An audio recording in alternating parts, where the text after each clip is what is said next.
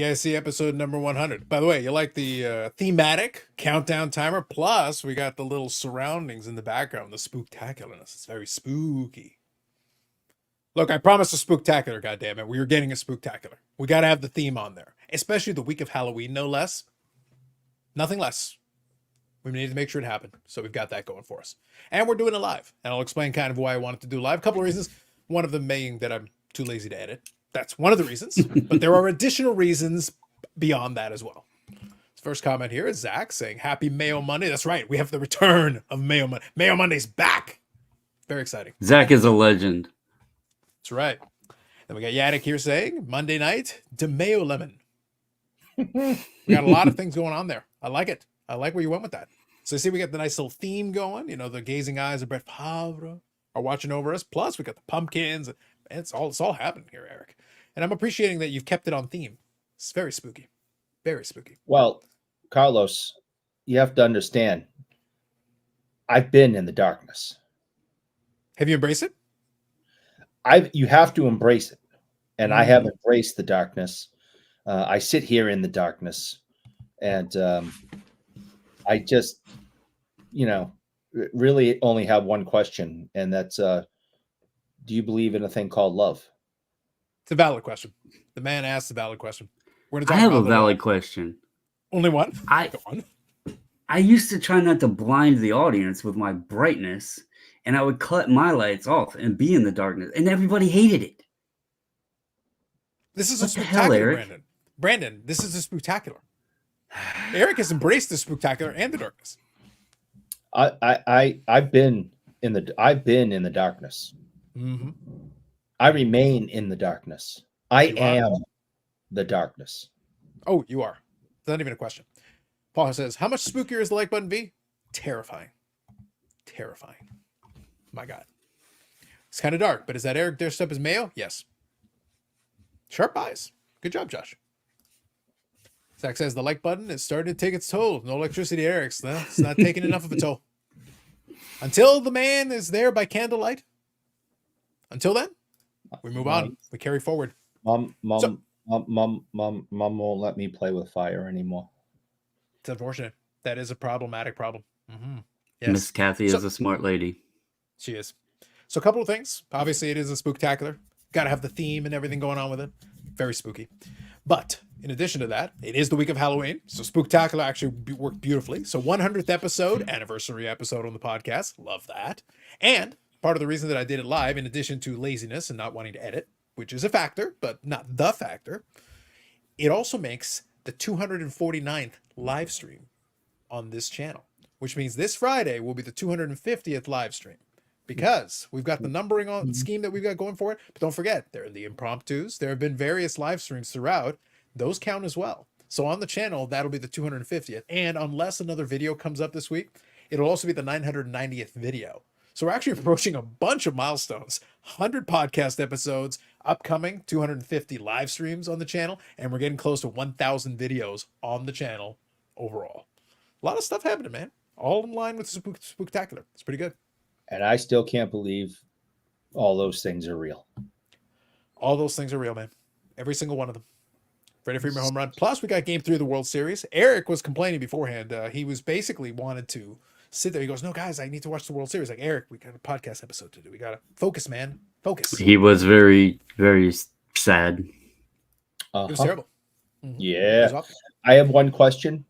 In regards to Yannick's chat comment, who is Freddie Freeman and what does he do for a living? He's actually a very nice guy. Yeah, he's also the guy who got the first NBA three-pointer. True fact. No, I think that's Chris Ford. We don't know who that is. But I have no idea who Freddie Freeman is. Yeah, but you just made up a name, Chris Ford. What is he related to? Eddie Toyota? Johnny Lamborghini? Like, who else you got? The Lamborghini, they're related by marriage. Interesting.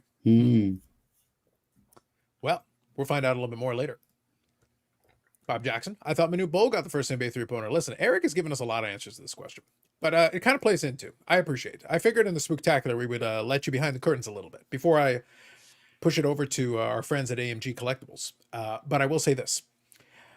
Eric is quite the method actor. I didn't want us to reveal too much, but this is a 100th anniversary episode, so I thought I would share it with you.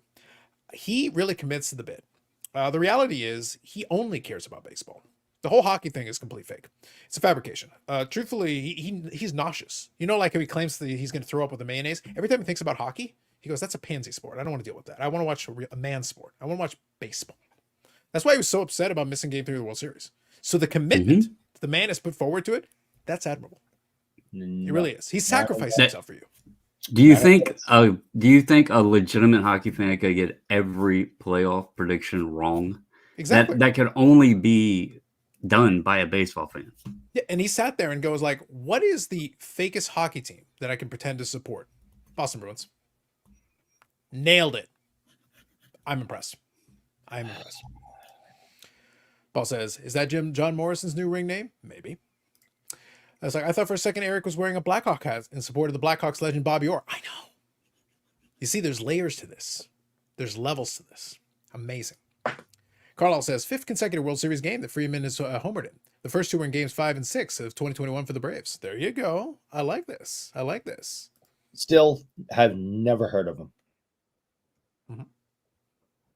Will says, what are you weirdos doing this for? Anything big or are you just bored? Will, you're commenting. And also, you need to learn to read. Read, Will. Read. I think he's right on the money with the weirdo thing. So it's good for you. He's finally after almost 1,000 entries from the Because I'm Carlos show, we finally have somebody that understands that there's something wrong with us. But Eric, counterpoint. You are in the darkness, and Will was weird to start with.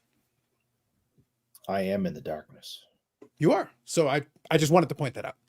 Just so we're all on the same page. I've been in the darkness. Freeman is Shohei's teammate. Well, as long as he's Shohei's teammate. And Now, also the purveyor of the first NBA three-pointer. Shohei, I've heard of. Interesting. Eric's baseball knowledge brought to you by AMG Collectibles. AMGcollectibles.ca and the AMG Collectibles YouTube channel. They won't lay claim to it. They will not claim it. But that's what we're going with. We're going to have that.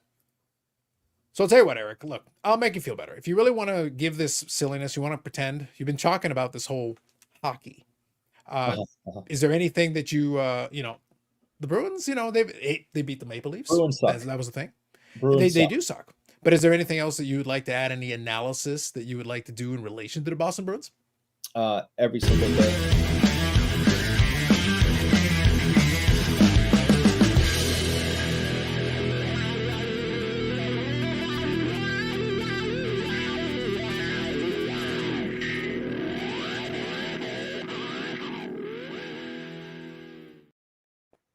Just because I can.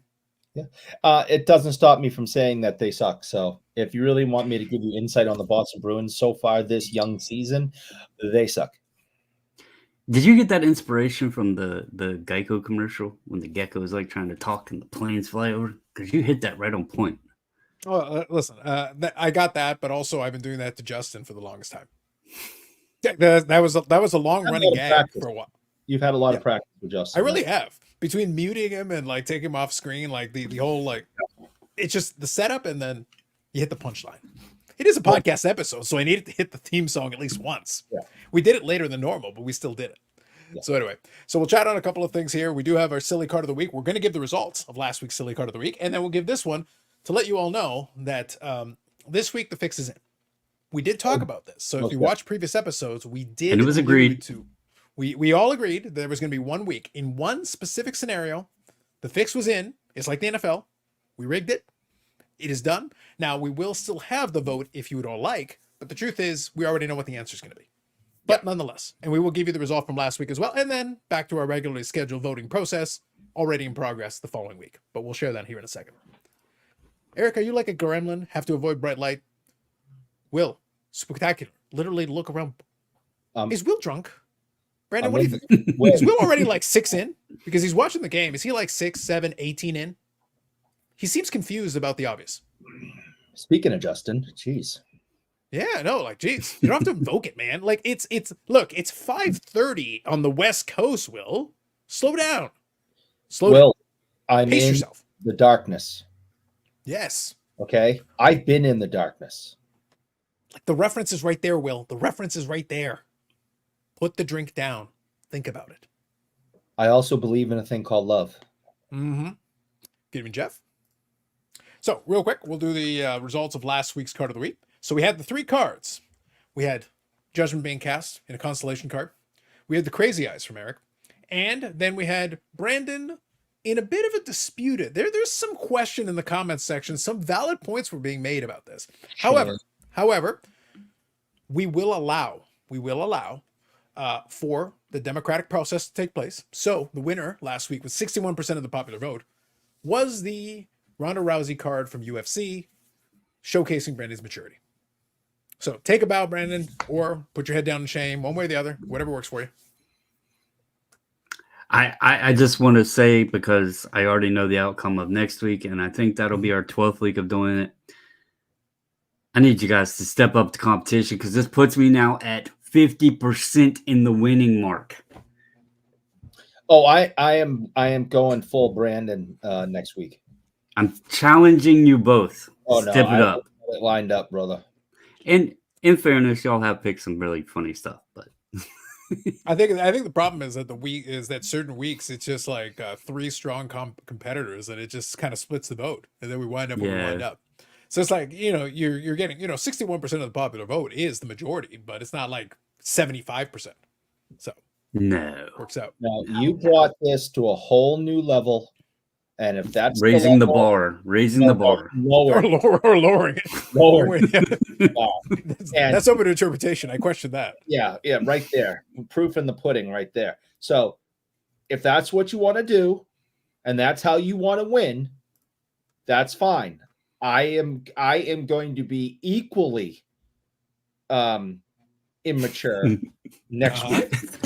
It's supposed to be funny, ridiculous, goofy. Okay, you call it whatever you want. Next week, I'm coming for the title. We may edge on inappropriate. Yep. Hey, edge? Really? Hey, my mother. Hey, look, Bob is saying I'm young. Hey, Bob is saying that I am juvenile. I am young. Y'all say I'm old. Bob is saying I'm young. For the last Thanks, Bob. You know what? You tried to disqualify me, but now I appreciate you. Listen, Indeed. My mother watches this show, and for the last week, she has been huddled in a corner and with a blanket. She's You're in Massachusetts, and it's October. Turn the heat on, Eric. No, it's not December. Stop being an ass to your mother. There's only one person on this show who's an ass. Yeah. And you. I can go get I can go ask my wife who she would claim that is, because what did you say about your mother that she made you apologize for? I don't remember.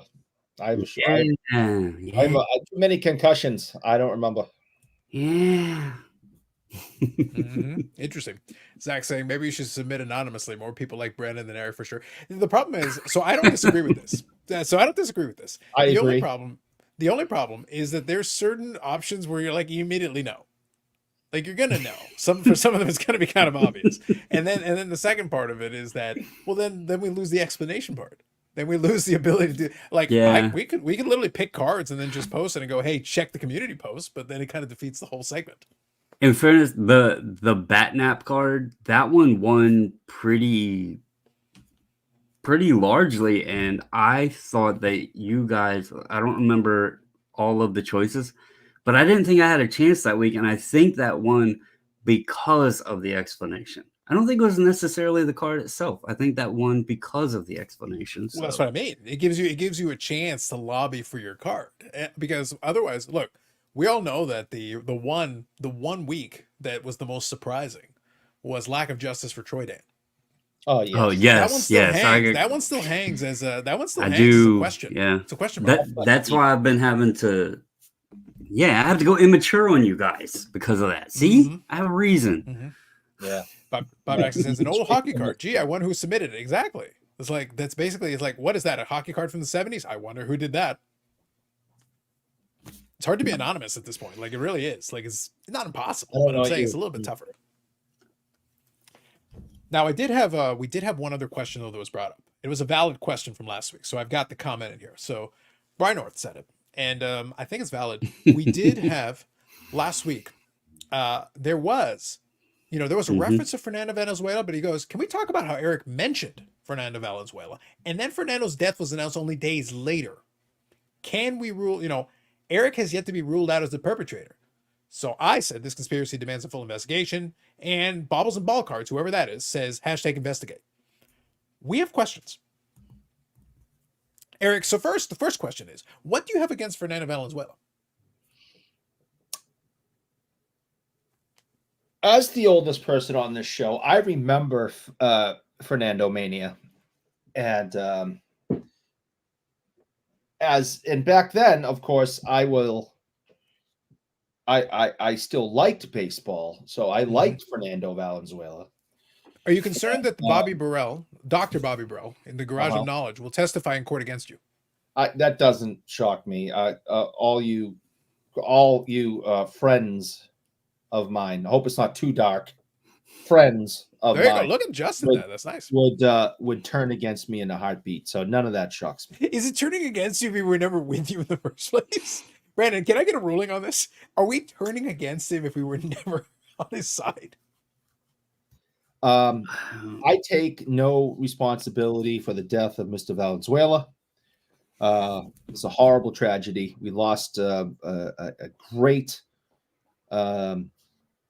athlete of our time, and I think what really happened was when Carlos said he wasn't pitching in 1986. Fernando heard this, his feelings were hurt, and he just couldn't get over the fact that people have forgotten about him. So I think Carlos has more responsibility to his passing than I. Interesting. I like your theory. Unfortunately, your subheading there says you cannot give your whereabouts during the event. So you're saying you have no alibi? I don't have an alibi. Interesting. Interesting. Your attempted deflection. Listen, the subheading does not lie. And as we well know, I have no control over the subheading. So it sounds to me like the evidence is mounting against you. Plus the word of the Burrell sounds to me like you're dead to rights. Plan your last meal. Bob Jackson says, it's not turning against. It's more to the side. Fair. Bobby Burrell says, why is it so dark? You didn't pay the light bill? Maybe. Because I'm in the darkness. I've been in the darkness. Indeed. All right. So can we get into just so we're all on the same page here, we did talk about one specific example, one specific card that if invoked when the time was right, was automatically going to win. So this week's silly card of the week is going to be this card. I will do the community post, for the sake of decorum and for process. But I just want you all to know the tooth card's winning. Yes. The tooth card is winning. The tooth card has won. It is done. It is a fait accompli. Yeah. We talked about this card. This card is 1 in 720 packs. People at Upper Deck have much to answer for. There is a tooth. There's a gigantic tooth in the background of this. And a pick. Yeah. Yes. It is utterly ridiculous. I still cannot believe that when we discussed this card and you showed it and you asked us if we noticed anything, I was sitting there fixated on why she was just holding the glove up. Now I'm fixated on that I didn't notice the TBS that's like peeking behind the tooth there. That is more in play than the actual damn tooth. Which you really can't even see or make out that it is a tooth. And it is so badly done. Like if they did it like up in the corner or something, like they have that other what's in the other corner there? What does it say? Upper Deck. Okay, so I had to enlarge my screen. So if they had the tooth and the pick in the other corner, I'd say, okay, I get it. What did they call this retouched because it needs to be retouched? It needs to be thrown away in the trash. Suggestion for what needs to be I don't know. No, it needs to be thrown away in the trash. Decisions were made. Indeed. Is this winning the funny card or the stupid card contest? Yes. Yes, the answer is yes. The answer is yes. So I will make the community post, but I want to let you know that options 1, 2, and 3 will be that card. So you can have any color of card that you want as long as it's black. It's too bad that Upper Deck doesn't do minis and jumbos. Because then we could have gave him 3 different options. Look at that. Bob Jackson says, Bobbles, are you suggesting they need to make it retouched? Don't give him ideas. There's a 2025 set that has been called for. Man, yeah. The design department was struggling on that day. It was. So that will be spoiler, that will be the winner for this week. We thank you for your patronage. Next week, back to a regular schedule. It gives Brandon an opportunity to maybe go further down the maturity scale. It's like he's got more rungs that he can go down. So who knows where we wind up by that point? It might his choice might be Poopy Pony. We don't know. To answer the question earlier on the Comstock card, I thought I know what card he's talking about. None of us have used it. I felt that card was too obvious. Kind of like, the error Star Wars, C-3PO, that sort of thing. Yeah. We're kind of like looking for the ones outside of the box, I think, instead of the. I don't want to go. I wouldn't want to go. The C-3PO is too obvious. It's too on the nose for that. They're great cards, but we've been just trying to dive in and see what we can find in the crazy world. maybe the way to put it, this Brandon, is that there are certain cards that are like picking Bo Jackson and Tecmo Bowl. Yeah, where it's like, look, if you want to be fair about this, like, stay outside. We're trying to get creative on the silliness, and maybe sometimes it goes too far. I'm not above any of that. I will stoop to any level now to win, including C-3PO. So I'm done with being 5% more mature on this. I playing by your stupid rules. You have blown this game out of the water. You have changed the rules and expectations for the fans. It's time for a change, and I'm coming heavy. You mean after your little silver Emmanuel in space tribute? That wasn't enough for you? Clearly not, because he brought it to a whole new level. Mm-hmm. And I am coming for the title next week. You wait and see. Wow, look at that. So anyway, Josh says, have you looked at any of the cards that were retouched? Yes. So there is Luchasaurus, where it has a dinosaur in the background, and I think there's a couple other really silly ones. They're all kind of silly. That was the thing with that particular subset. But again, my issue wasn't even the idea behind it. My issue was 1 in 720 packs. That's a really tough pull. And I'm like, if you pull that, I'm like, wait, that's my hit? Like, that's my monster hit? I'm like, I'd be a little upset, personally. Because there's 144 packs in a case, 12 boxes in a case, 12 packs per box. A case is 144 packs. So 1 in 720 is multiple cases. That's a multi-case hit. Okay. Yeah, will that be 5? Quick math. It's got to be somewhere. I want to say it's like 4 and change. I don't think it's exactly 5. I want to say it's 4 and change. But it's 144 times 5 would be 720. Is it exactly? Yeah. So then 1 5 cases. Bang on. So that's a very tough pull. That should be like, oh my God, But then you look at it, it's like, really, that's what you did for 1 in 5 cases? Really? Okay. Moving on. Have you seen the Adam Cole? I want to say there's like a lightning bolt in the background, isn't there? Something like that. I think I have seen it, actually. I do recall that. That one was kind of lame as well. There's a couple one that are kind of on that category. So anyway, so let's touch on something. By the way, folks in the chat, we're welcome to we'll chat about it and talk a little bit about it. 1/720 is for all the ones that are in that retouch insert set, all of them. So all the ones on that checklist for retouch are all 1 in 720. They're all the same. He's meaning, is that the checklist run to, like, how we do sometimes 20 card checklist, but it's 1 in 300. We'll say it's like 1 in 6. Odds, so we'll call that's it the real per odds. Card, right? Yeah, it's 1 in 720 per card, and I think the checklist, I want to say, has 10, so it might be 1 in 7,200 for a specific card, which is crazy if you really think about it. With no dupes, yeah. Yeah, which is like, think about that. It's really, really crazy. Lightning bolt, barely identifiable. Yeah, that's kind of the same issue as that other card. Yeah, I believe it is. I'll double check that, but I'm pretty sure that's right, which is absurd if you think about it. Hey, I don't want to go full ham on Bobbles, but I just want to let him know that according to my phone, his wife just sent me money. Ooh, there you go. Well, that's because her name's on the PayPal.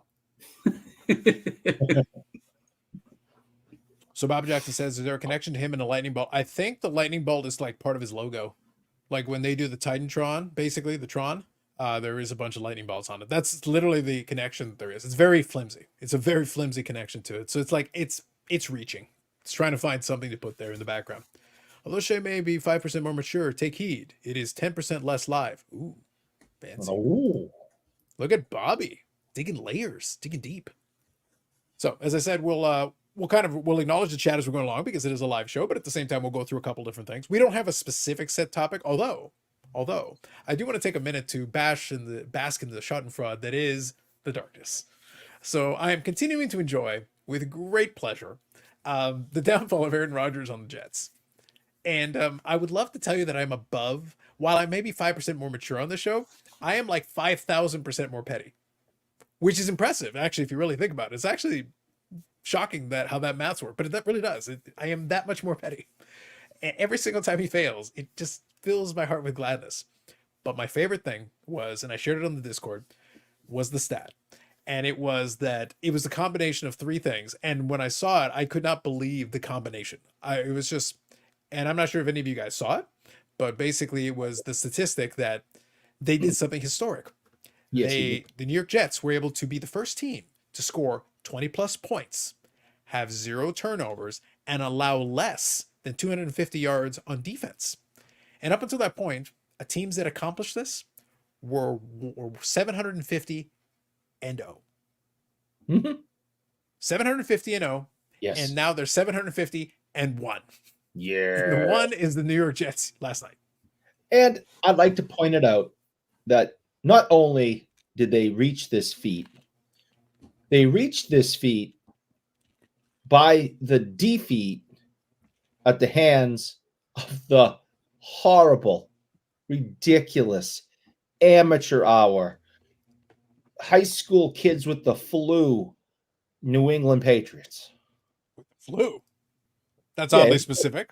Yeah. Imagine playing against a high school football team and every single kid has the flu.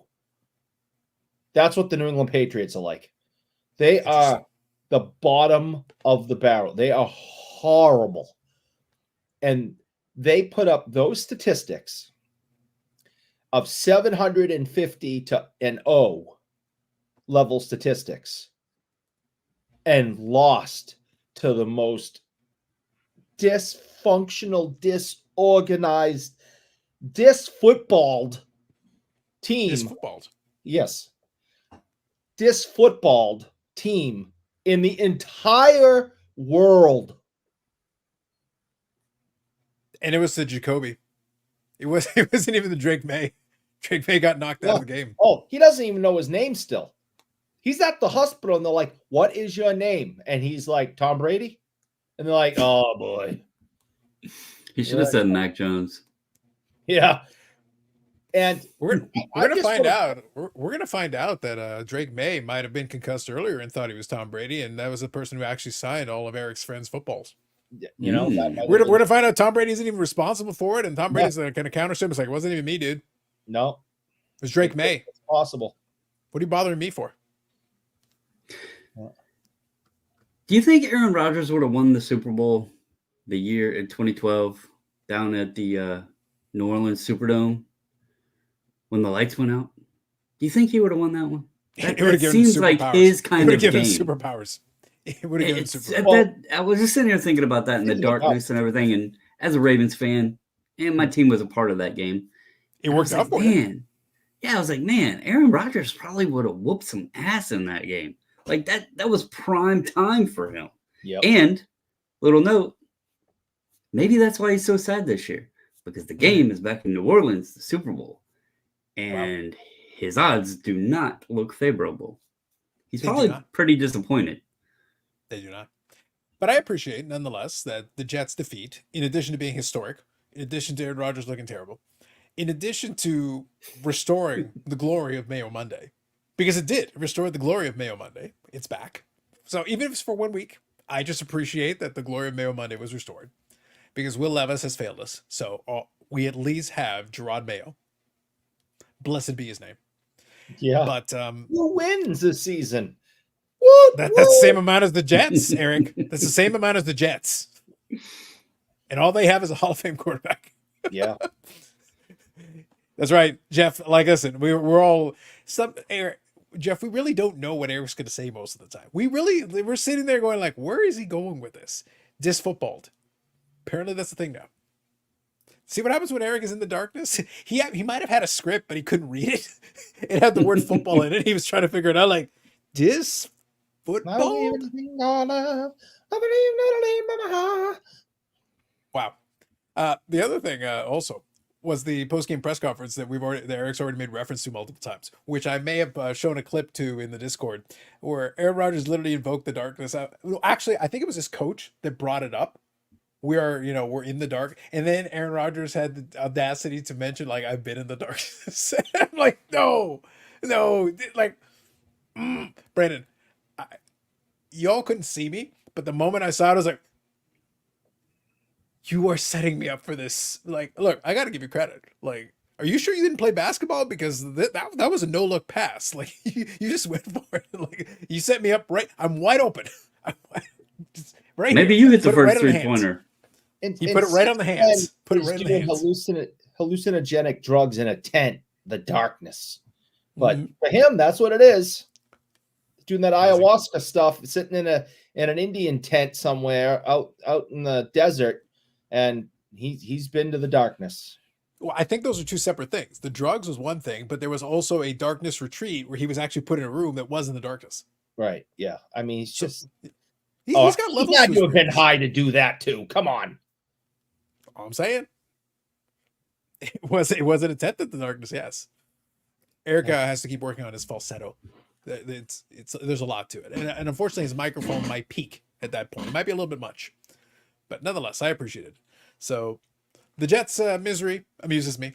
And by the way, Brandon, when that happens, my favorite thing at that point is to watch a bunch of YouTube channels that are like Jets fans ranting and raving about it. Am I a bad person for enjoying it cathartically and tremendously?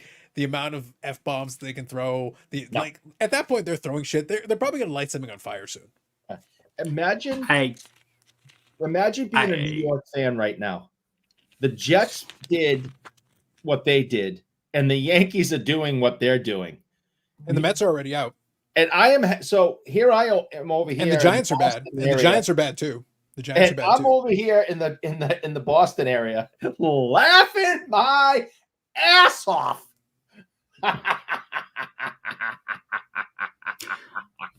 I can't say anything about football this week because no, you really can't. My team lost to the damn Browns. They did. That's a rival game, and it sucks even worse when you lose it. But can we point out though that it was bad timing for you because the football fates intervened, because if it had been Deshaun, you had it in the bag, but you faced against famous Jameis, which is an immediate upgrade. Now look at Paul. See? That is true. Jameis ran the offense well and everything, but he was infinitely better. In fairness, Deshaun is a really low bar, but he was way better than Deshaun. What I think sucked the most is the game would have been a completely different outcome. Obviously, we don't know how the whole thing would have played out, but had they have just kicked the damn field goal in the first quarter, they would have had the 3 points on the board to not need to score the damn touchdown at the end of the game. They could have just kicked another field goal and won the game. But shit happens. So, all right, let's do the trivia game though, since we brought it up. All right, we've done the QBR thing with Deshaun. Deshaun is dead now, or at least for the moment until somebody resurrects him. But all right, famous Jameis got to play the whole game. He had a good stat line: 334 yards passing, 24 completions. He did throw for 3 touchdowns, pretty good. All right, QBR 0 to 100. 0 is basically whatever Deshaun Watson is. 100 is like perfection. 50 is average performance. What did Jameis Winston get in that game for QBR? 78.2. 78.2. Eric in the darkness. What do you got? 78.2. That's what he says. 60.7. Can I interest you in 84.5? Oh, Dominance by famous Jameis. They like the performance. They liked it. They like the combination thing. Look, he threw 0 interceptions. He tried to throw one, but he technically threw 0 interceptions, 3 touchdowns, 334 yards. That's pretty good. It's pretty decent. Against a good defense too. I mean, it wasn't like it was a nobody. I think they gave him a lot of credit. I think they gave him a lot of points. His passer rating is 115.3, so that's pretty good as well. So that's a different metric, but pretty good. Good job by him. So, look, at least for one game, the Cleveland folks are like, "Oh my God, we're saved," but they probably still wish they had. Well, they got Chubb back. They got a quarterback in the game now. They gave away a wide receiver that isn't doing the Jets any damn good. So. I mean, hell, who knows? It's only midway through the season. It's still anybody's year. I think Cleveland's a little bit out of it at this point. I don't think one know is going to save that division though. I mean, the Ravens have done good. The Steelers have been question marks. You know, they are swapping out QBs. So a few slip ups by any of those teams, they could slide in. I mean, the Ravens have 3 losses now, so it's not like they're dominant. So there's a chance. You're like, I mean, look, 750-0 got 750-1 now. Any damn thing's possible in the NFL if they want it to be. Who knows what the wager lines are? Can I ask a serious question though, just about that stat, about that little that historical anomaly with that? If you want to power rank it, the Jets, the Browns, are there too many other teams that could be, if somebody was going to do something like that and break a historical record of you did these things that literally you can't lose historically, but you found a way. The Jets are one of the top teams I would pick. The Browns are one of the top teams I would pick. Is there anybody else that would fall on if this was going to happen to somebody in football, other than those two, who would you put there? Maybe the Lions when they were having their really bad time, or the Bengals. The Bengals might be one. There you go. Carlos says Atlanta. After 28-3, they will never live that one down. Yeah. See, I knew you'd. See, the best part is I said 28-3 before I saw this comment. As soon as I'm like, yep. Mm-hmm. Yep. Yeah, but didn't wasn't it the Colts? I mean, that wasn't really just Atlanta. That was Matt Ryan, because he repeated that performance on a different team.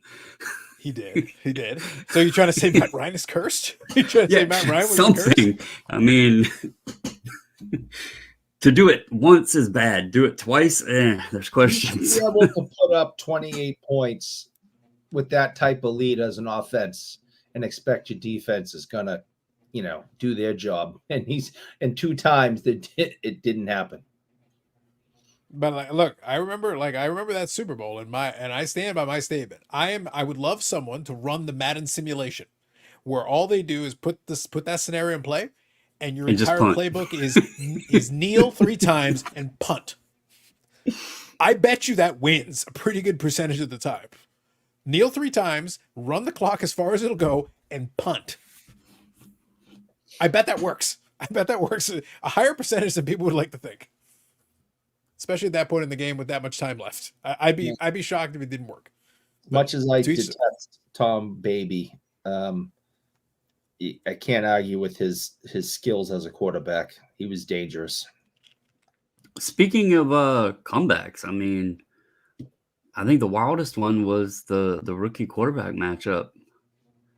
The Jaden Daniels Hail Mary, when the Bears defense thought the game was over and was basically taunting the crowd, and then from the video, it looked like the guy that was taunting the crowd is the one that actually tipped the ball to the guy that caught it. And that sucks. He was supposed to be on the other side of that pile, guarding the guy who caught the ball. That was his position. This is what, has come out today, I guess, is that he should have been deeper in the end zone guarding that guy who was wide open, who caught it. Instead, he ran to the front of the pile because he's like, oh, shit, the game's going on, and knocked the ball up instead of down. And he lost the game on 3 different areas. Yeah, it's just a bad look. Let me pose a question, though. Ball up we just in position. So I'll ask a question, though. We just said a second ago, teams that would find themselves on the wrong end of a historical defeat. And I mentioned, like I said, the Jets, the Browns, and you threw in there, Atlanta was brought up. What about the Bears? They got I this. was in the double thinking doink. them because This in the double doink. Like yeah, there's been a couple of really bad defeats like that for the Bears too. another one. I mean, There the you go. Nice Bills call have out, had Paul. some bad luck. I mean, the Four Bills. straight Super Bowls. Yeah, the Bills had a period of shit luck, so you might The want to Music throw City their Miracle. name into the The pot. Music Yeah. City Miracle. The Music City Miracle. Like I think that hurts their soul. In fairness, though, I will say, to be fair, To be fair, thank you. I think I blame the Music City Miracle on their critical football mistake of benching Flutie Flakes. Benching Doug Flutie in that season? No. That the football gods will punish you for that. That's what happened. As far as I'm concerned. I remember watching that one on TV though. That was a big one. Good evening, Paul. Evening all and Eric. Damn right. But yeah, I wanted to talk on a couple. Like I said, I had to enjoy the Schadenfreude of the Jets for a little bit. We obviously had a couple of the games. I've been enjoying watching the games though. I will say that. But since we talked about the game 3 and everything, I have literally not watched 1 second of the World Series. Outside of the, I did watch the highlight of the Freeman home run. I did see that because obviously it made the rounds of social media. I saw the Soto home run in game 2. I saw that, and that's it. That's all I've seen the World Series this so far. The 2 games. I watched now part of game 3. game 1. I watched the Grand Slam and everything. That just had a feeling to it because the whole Ohtani was up in the position to win the game and he popped out. And then they were like, oh, we're going to walk bets. And then you could just kind of tell, like, when you walk up, I mean, that lineup is just stupid anyway. But you walk bets and then you got Freeman behind him. And I don't care if he's got a bad leg or whatever. He's still Freddie Freeman. He's still, one of the good players in the league. And it wasn't even like the pitcher that came in. He hadn't pitched in 38 days or something like that. Yeah, it was like a month. Yeah. Yeah, he comes in and it was the first pitch, like that he threw to Freeman. It was just like it was a no doubter. Freeman just hold his bat, and it was like, well, there was that. Look, for the moment, striking the pose was good for that. Paul says, define watch. It's on, but I got 2 TVs in console from time to time. Watch means at the bare minimum having it on the TV. I didn't even have that. Just have not watched. The struggle I had last week. So we did the podcast episode. I was serious. My struggle really came down to I hate the Yankees, but I also have no love for the Dodgers. None. So I'm sitting there like, what am I supposed to do with this? Because I have no interest in the Dodgers. Like, I don't even respect the Dodgers. So it's one of those things. The Yankees annoy me, but at the same time, they haven't been relevant in a long time. So I'm sitting there like, the only players that I like are pretty much on the Yankees. So my problem is like, yeah, but I don't want them to win anything. So I'm like, okay, why would I watch this if I'm going to be annoyed no matter what?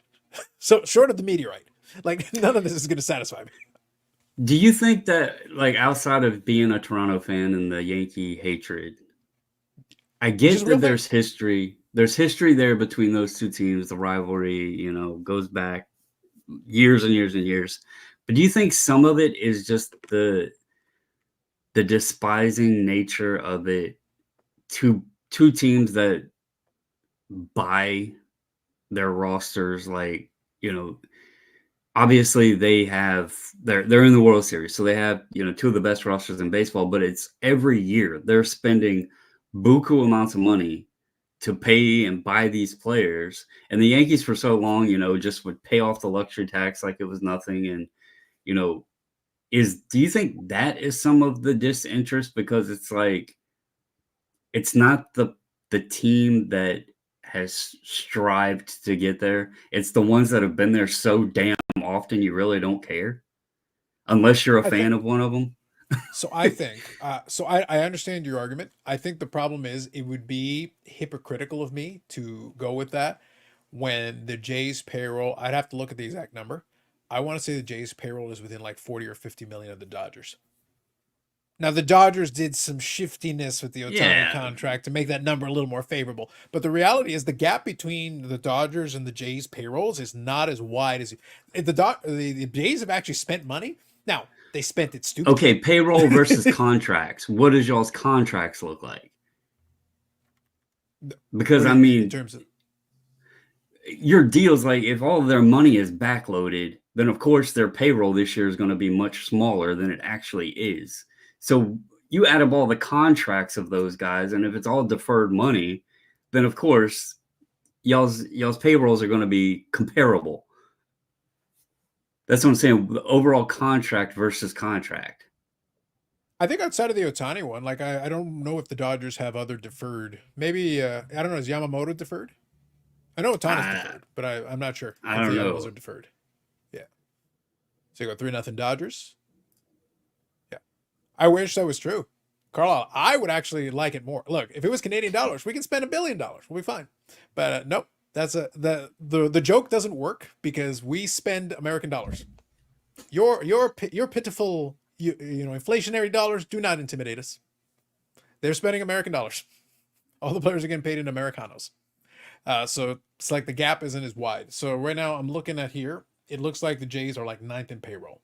So right in front of them is Texas, Cubs, Atlanta. The Dodgers look like they're 5th here.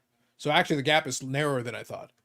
It's got here the Jays at 218 million and the Dodgers at 241. So not even. So like 23 million. So The less than Nationals 10% got to be difference. like one of the lowest in the league because, no, because we're still paying Max Scherzer. I was gonna say, don't hell, forget Oakland. Oakland's payroll here is like what Eric pays for the like button. Like it's pretty rough out here. That baseball is the weird thing because there's so many numbers in it that are being paid, like the Bobby Bonilla situation where there's numbers baked in there of players that aren't even on the team. Max Scherzer's been on like 3 different other teams already, 4 different other teams or something, and yet the Nationals are still sending him a paycheck. So it's like he's baked into our salary, and he's been gone a while. So baseball is a weird one with the money. Baseball needs a salary cap. I've said it for years. Their contracts are completely out of control. Paying people, that A-Rod contract with Texas years ago just set everything on fire. Paying somebody, $250 million to play baseball, and now guys are getting paid way more than that even. They need a salary cap. Make it, so all the teams are because it ends with Y mostly, because I am the darkness anyway.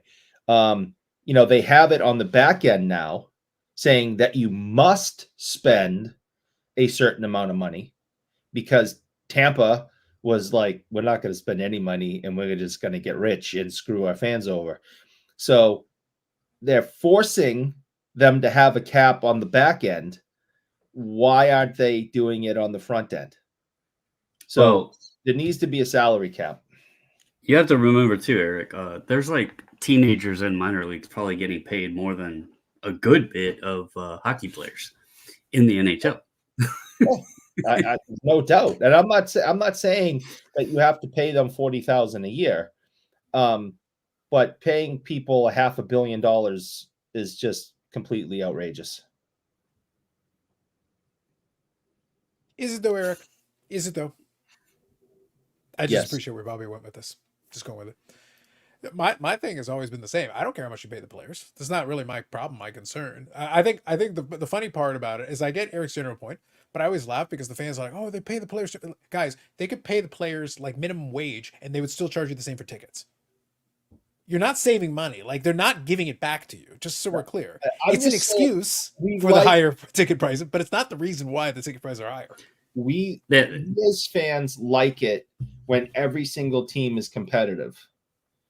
You don't like it when there's 1 or 2 teams that dominate and they're always going to be winning and they're always going to get, into the playoffs and into the championships. And it's like, here we go again. It's going to be that team again.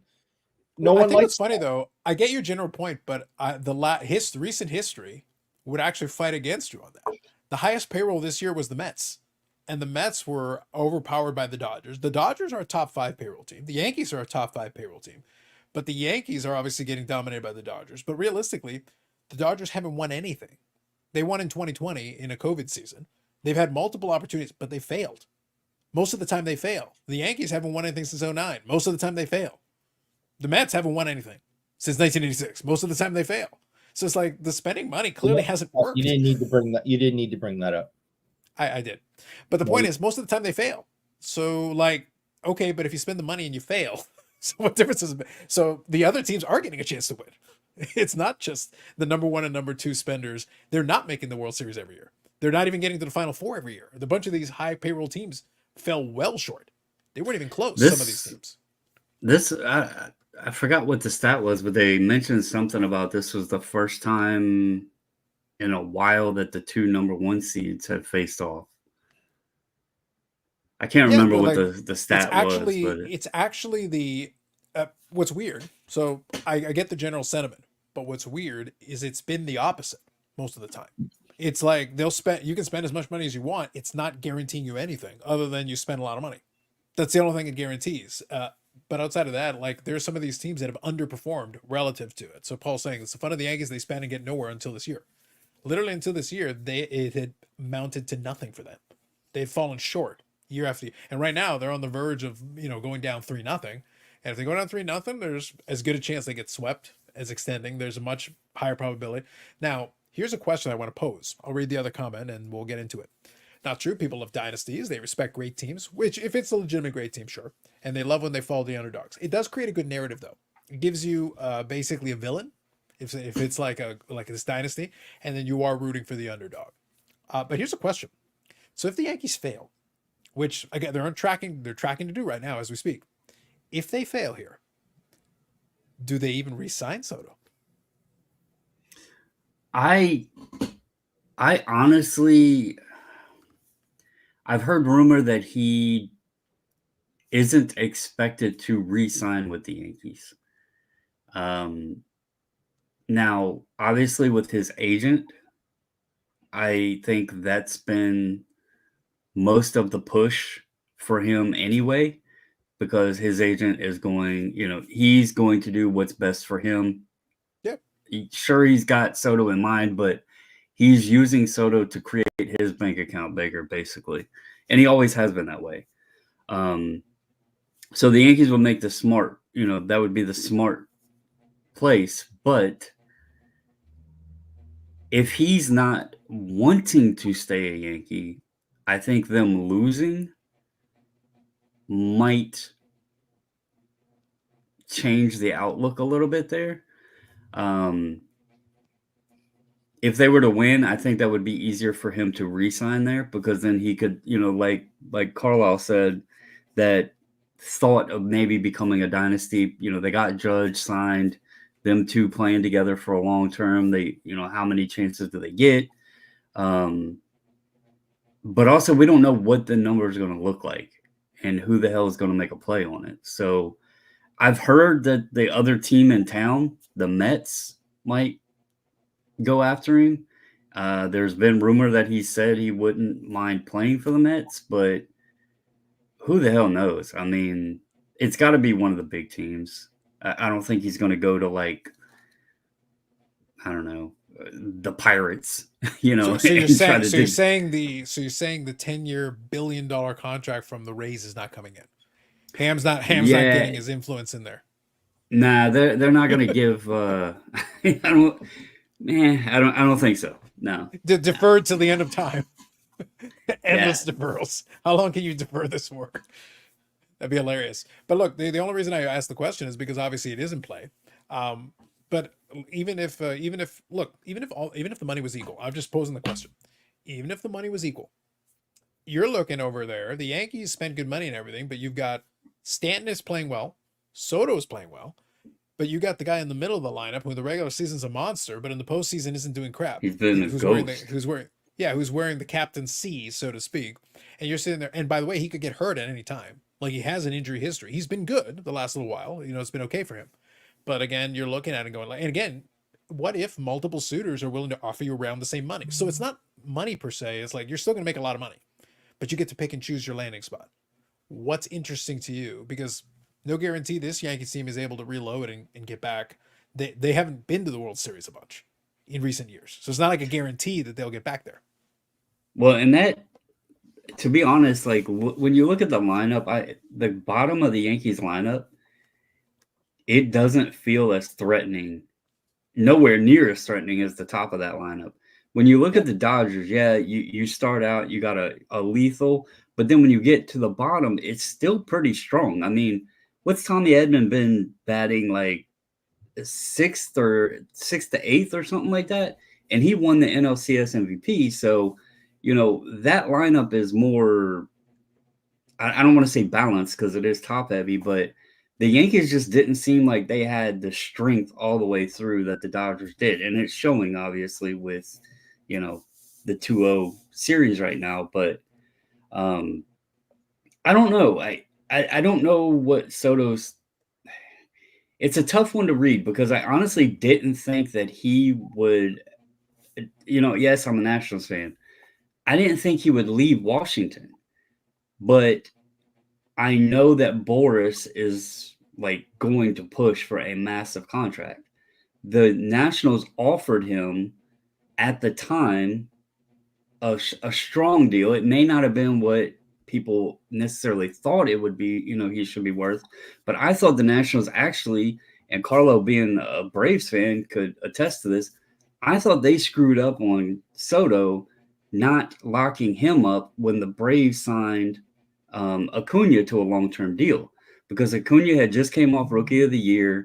He was statistically outplaying Juan Soto at that time, but the Nationals knew what they had in Soto, and they could have offered him a contract and actually used the Acuna deal as leverage to lock him up long-term.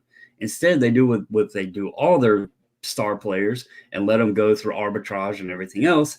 And then they got to the point they knew they weren't going to be able to afford him because of Boris, and they had to get something back out of him. So that's when they sent him to the Padres and stole the entire Padres farm system, knowing that Soto wasn't going to stay there.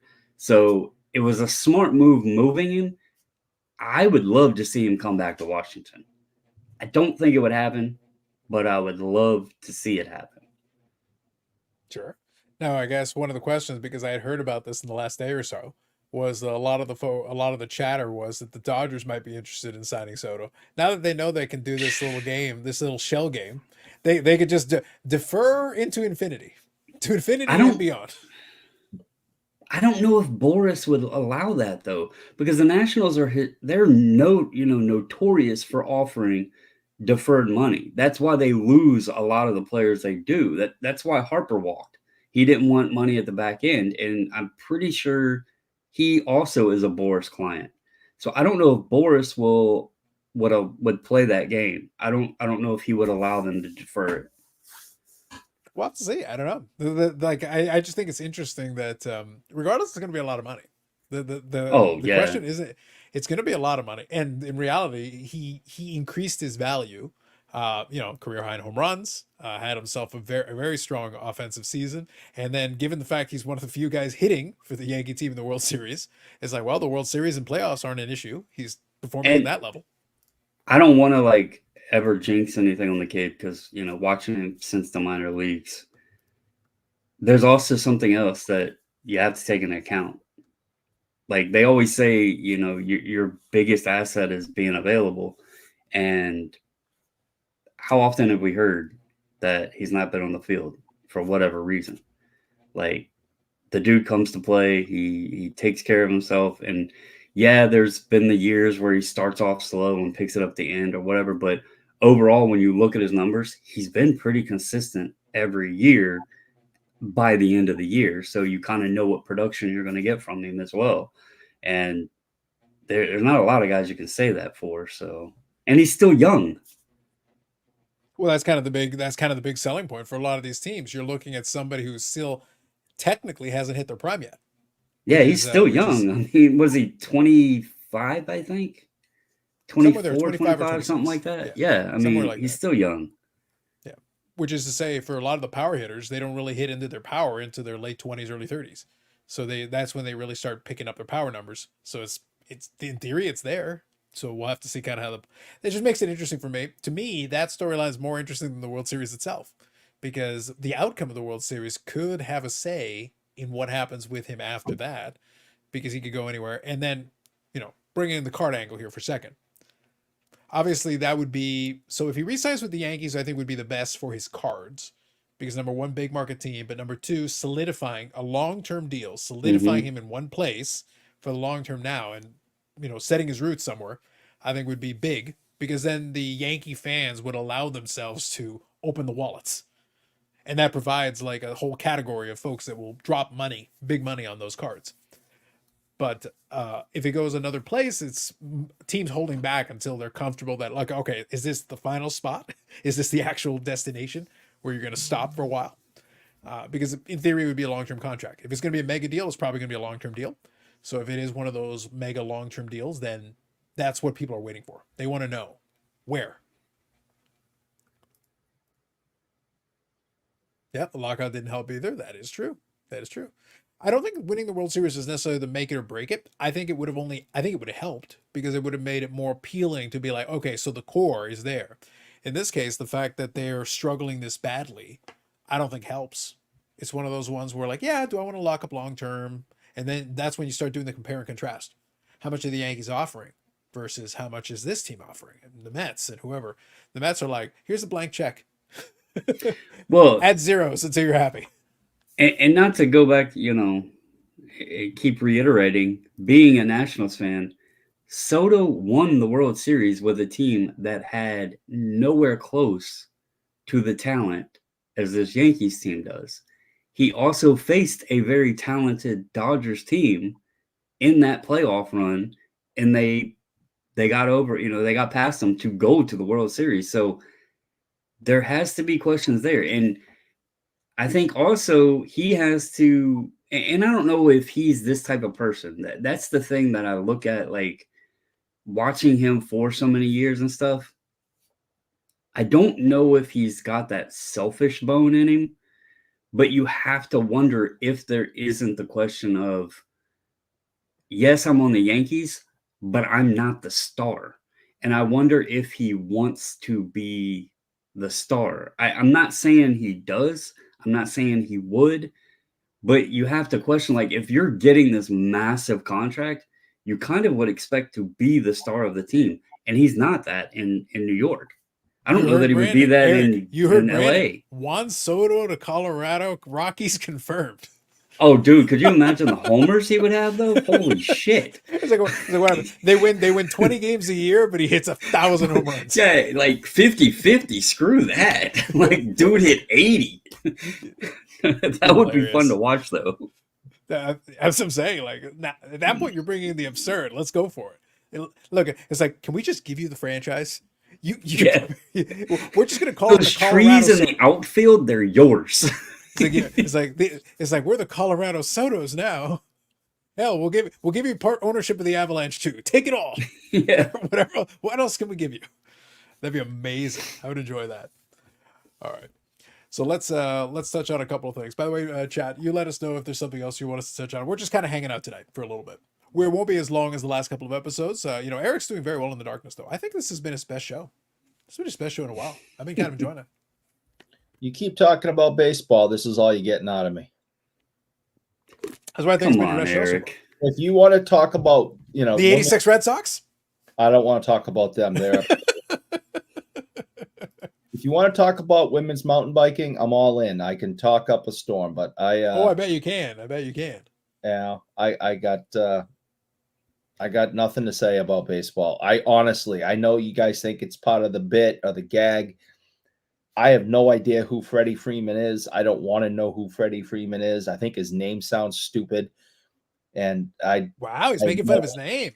That seems I have no interest in who he is, what he does for a living, or anything. How do you know Freddie Freeman doesn't mountain bike in his spare time? I effing hate baseball. I will not watch it, read about it, watch a news report about it.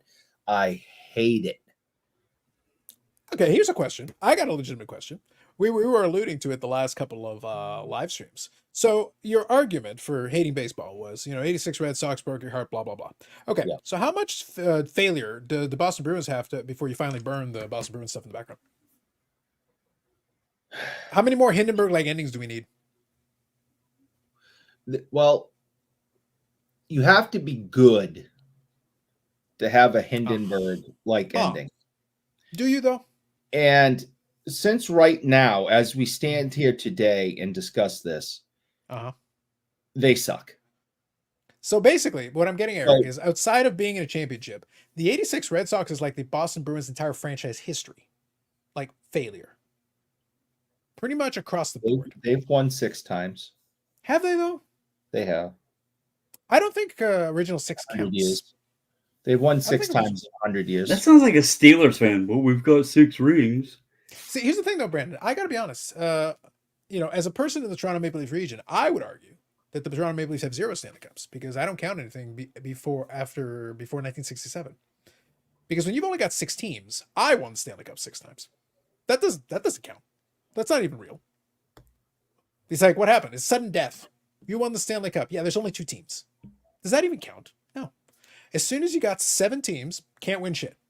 So if we go by that, then actually the Boston Bruins, allegedly, have won 3. And that's since 1970. That's a long time. And only 1 since I've been born. Which is a long time. So in that situation, and the team that you don't like has won, what is it, 3 or 4 World Series? I don't know. Since 04. And they have a curse. The curse of Babe Ruth. Yeah, they had a curse and they've won more worlds and they've won more championships. No, hey, we had a curse also, thank you. And it being Boston? And if it wasn't for Reggie Lemlin, we'd still have the curse. But he broke the curse by beating the hated Montreal Canadiens in the 88 playoffs. Mm-hmm. Is that what you're going with? I don't think it's a real person. I think you alluded to this individual and you can't even pronounce his name correctly. It's a shame. No. Carlisle says the World Series, Eric. Reach a little. I know. Picture of you will be Bobby and Eric in Atlanta. There you go. What does he do for a living? He plays baseball. You think he has a day job? I know. Eric has seemed to be a bit bitter towards sports ever since Brady's left New England. It's true. I think he's been holding back some information. The Bruins might be the next Atlanta hockey team. Although I guess they need to be in Milwaukee Bruins first. Yeah. Milwaukee Bruins would be amazing. It'd be awesome. Maybe Booby Orr would finally put the skates back on and go like, you know what? Would they change the name? Would they change the spelling to like Brewins? Bruins? Ooh, I like where your head's at on this. See, I think it'd be kind of fun. Like, I do enjoy when a team clearly moves, but then they're too lazy to rename. They're like, we're not redoing the nickname. We're just going to roll with it. Like, it's fine. Just leave it the way it is. The Jazz is the most ridiculous. I mean, at least the Stars took off north. You know, they changed it, right? They did remove stars north, anywhere. Yes. You looked up, you see the stars. I mean, you could be anywhere and do that, you know? You know what the best part is, though? They were a little Jazz lazy. Is the worst. If you want to go back in time, go take a look. They were lazy about this because in the last year in Minnesota, the jersey, like the crest, actually has the stars in it. Yeah, exactly. But like that's what I'm saying. So they basically, they removed the North from the Minnesota prior to. So they basically were able to like, we don't have to do anything. We can literally. When I bought this hat, it actually came with the original tags and everything. And this is one of the vintage hats. And the tag actually had it had the North Stars on the tag, but the hat looks like the Dallas Stars logo and everything. That's what I'm saying. The first year in Dallas, they barely had to do anything. They literally were able to just leave the jerseys alone. It's fine. It's already good to go. Imagine you get a franchise and you literally don't even have to redesign the jerseys. That's turnkey right there. Yeah. Stars. Sounds good. Yeah. That's a money saver. Big time. Big time. The Milwaukee Bruins. I like that. I like Bruins. Eric, come on. That would be amazing. I like it. That sounds good. That's pretty cool. I think if they went with that though, like Brandon, it would be a requirement. Beers would have to be reasonably priced. Like you've got this is one thing you'd have to like if you do this one thing, all of a sudden you're the most popular team in the league. You're like, oh my God. But it would be amazing. Milwaukee's best beer that's reasonably priced. Probably. You know? Look, it's something, man. I don't know. It's something. What do you want? So let me quickly share something. Like I said, it's more open ended. I'm trying to get my old brain to work. It'll come to me. What was is the darkness affecting you? The darkness. I'm in the darkness. I am the darkness. What was the beer company's name in Laverne and Shirley? Because they were in Milwaukee, and they Was it worked. Schlitz? No, they worked on the beer line. Laverne and Shirley. What? Give them an S. I could have sworn it began with an S. See, guys, this is what you get when we do a live episode and we don't have a specific agenda. We end up with Laverne and Shirley. And by the way, Chad, I'm putting some of this on you. I'm leaving it wide open. If you want to go in a different direction, we can. But I need some help. I need you guys to help out. So real quick, I wanted to share this. I figured Brandon would appreciate this. Speaking, since we just talked about the Dallas Stars, we talked about how if you scan the checklist of some of these sets, you can find little. What's that? It was called Shots. Yeah, there you go. There you go. The Google machine. Up or you remembered? No, I looked it up. Yeah. Okay, so it was an S. Laverne and Shirley, Milwaukee, Shots Brewing. It would work for hockey and baseball too. It would actually. Yeah, that would totally work. So I was going to say that one of the things is if you scan the checklist of some of these things, you can find little hidden things. So I actually was able to purchase, like I said, lately, it's been kind of quiet outside of the wrestling in terms of pickups. I did see this though, and it plays into the Metal Universe. We talked about how some of the Metal Universe stuff is a little questionable. This one I thought was all right because the price on it was reasonable, but I'll share the card, but I'll also explain kind of what I saw with it. So here is a Jake Ottinger. This is a Meltdown insert, but this is the autograph variant of the Meltdown. So the Meltdown itself isn't too crazy. It's got a little bit of foil. I think in hand it's going to look a little bit more interesting. Not crazy, but it'll have something in there. But can you guess, just looking at it, do you want to guess what the odds are of pulling the autograph variant? What is the autograph variant odds? 1 in 240. All right, 1 in 240. Eric, to just sight unseen, just looking at it, it is a parallel of an insert, the autograph version of it. Yep. What would be the odds per pack? How many? 1 in 306. 1 in 306. This is 1 in 1,000. Mm. It's actually, relatively speaking, pretty short printed in terms of, the amount of packs you'd need to pull one. Right. I won that. It's a nice card for what it is. I'll take it for my Ottinger collection and everything. I won it for the princely sum of $27. That's a really good. That's on card. That's a sticker. No, that's a sticker. Is? But even $27 for 1 in 1,000 packs, like it's an insert. It's an insert parallel with an autograph on it. 1 in 1,000 packs, $27. Yeah, I think that's pretty good. I think Upper Deck has done a really good job on replicating some of the inserts. Like Meltdown's an old. I actually grabbed it's an old basketball insert. Yeah, and that one's way better. That one's way better. Yeah, they look awesome. And when I seen those, I was like, oh, they got the Meltdowns. And I went and looked at them, and I was like, this was one of the examples where it got lazy. Like Brandon, some of them, they're going. You want another one from the same series? Look up Netrageous. Yeah, I see. They're die cut, but they're not as nice. That was one of the ones. That was one of the ones. It was the like soul of the game. They somewhat tried to replicate it, but it's not as good either. But yeah, I was really disappointed with the Meltdowns because when I seen they had them, like I have the Shack. I really liked that set, but No, I agree. I agree with that. I think that's one that fell short. I'm leaving this reference. I can't help you here. I get it all. No, I get all of it, and I hate him. I think that's fair. And that's why I included it on the screen. I don't know the reference, but I figured you would. So he just named half the 86 Red Sox in that rambling bunch of bullshit. Oh, not Bobby. The amount. By the way, can we all give like applause for? Look, I know that now on the Instagram Live, there's a little heart button on there. I think. Hold on, I'm pressing one of the buttons there. I think we need those little icons, those little emojis for the Burrell typing all that up. That's a lot.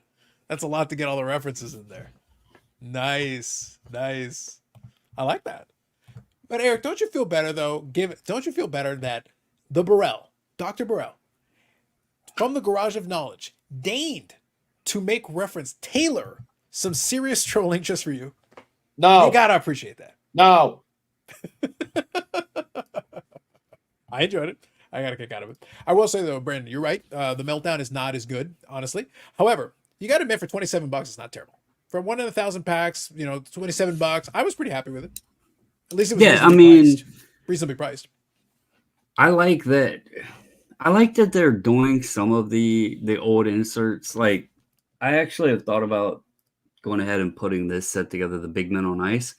Oh yeah. But then it's like some of the ones that they're making really hard to pull are the ones that, when you look at it, you're like, why did you make that one the tough hit? It's not Instead like the tooth card. Come on, man. Like Yeah, that's I mean, that's what you save the big hits for. that's kind of the example. It's like,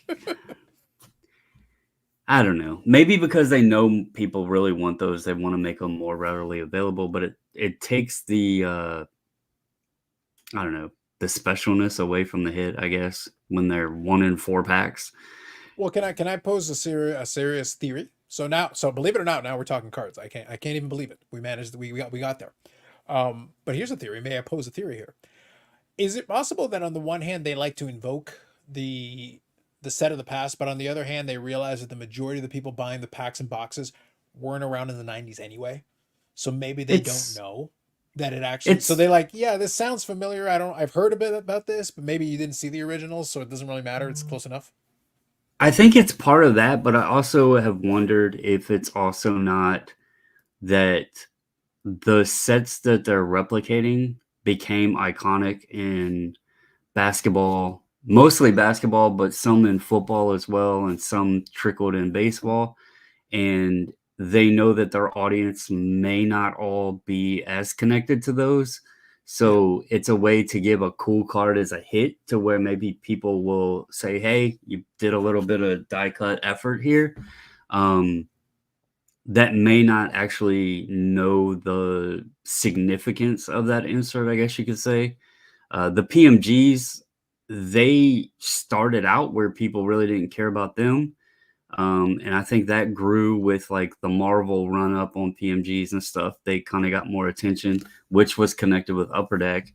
And then also the fact that I think a lot of this era of people coming in are more, really, this goes back to the topic of like the tooth card. You make that card 1 in 100 packs and put a serial number on it, and it's going to have a different audience than 1 in 1,000 packs with no serial number. I really think a lot of the people in the hobby today, and I'm going to sound like an ass saying this, I think they're too lazy to find out how difficult it is to pull some of this stuff. And unless it's written, Look, yeah. So you are an ass. We've already established this. However, that said, that truth notwithstanding, no, they are too lazy. Like 1,000%. That's the reason why. Like, look, my contention. And I'm throwing this out at folks, and then I'm going to grab a refill. But I want to throw this out, and we can discuss it. The reality is, and Billy has literally done this. He's imploring people to check this. They're just not going to check it. They're not looking at the checklist. They just don't care enough. The majority of them. The reason why I picked up that Ottinger card is not because it's a faithful reproduction of the Meltdown. But I just looked at it for my purposes. I was like, okay, it's a neat enough card. So I understand this doesn't hold the original, but I was sitting there like, but it's 1 in 1,000 packs, and it was going super cheap, and I put in a little snipe, and I won it for under $30. I was like, okay, fine, sure. Like I'll take an Ottinger that is at least a little bit of a tougher pull ratio wise, and under $30 is acceptable to me. That is an acceptable price.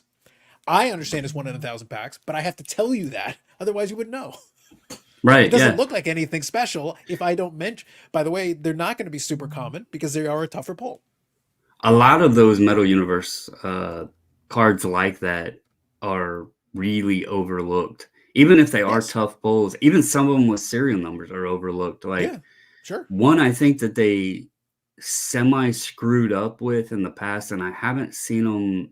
I don't even know if they're in this year's. I can't remember, but the rubies, the star rubies, that's another set that's like really hard to find from the 90s products, especially in basketball and football.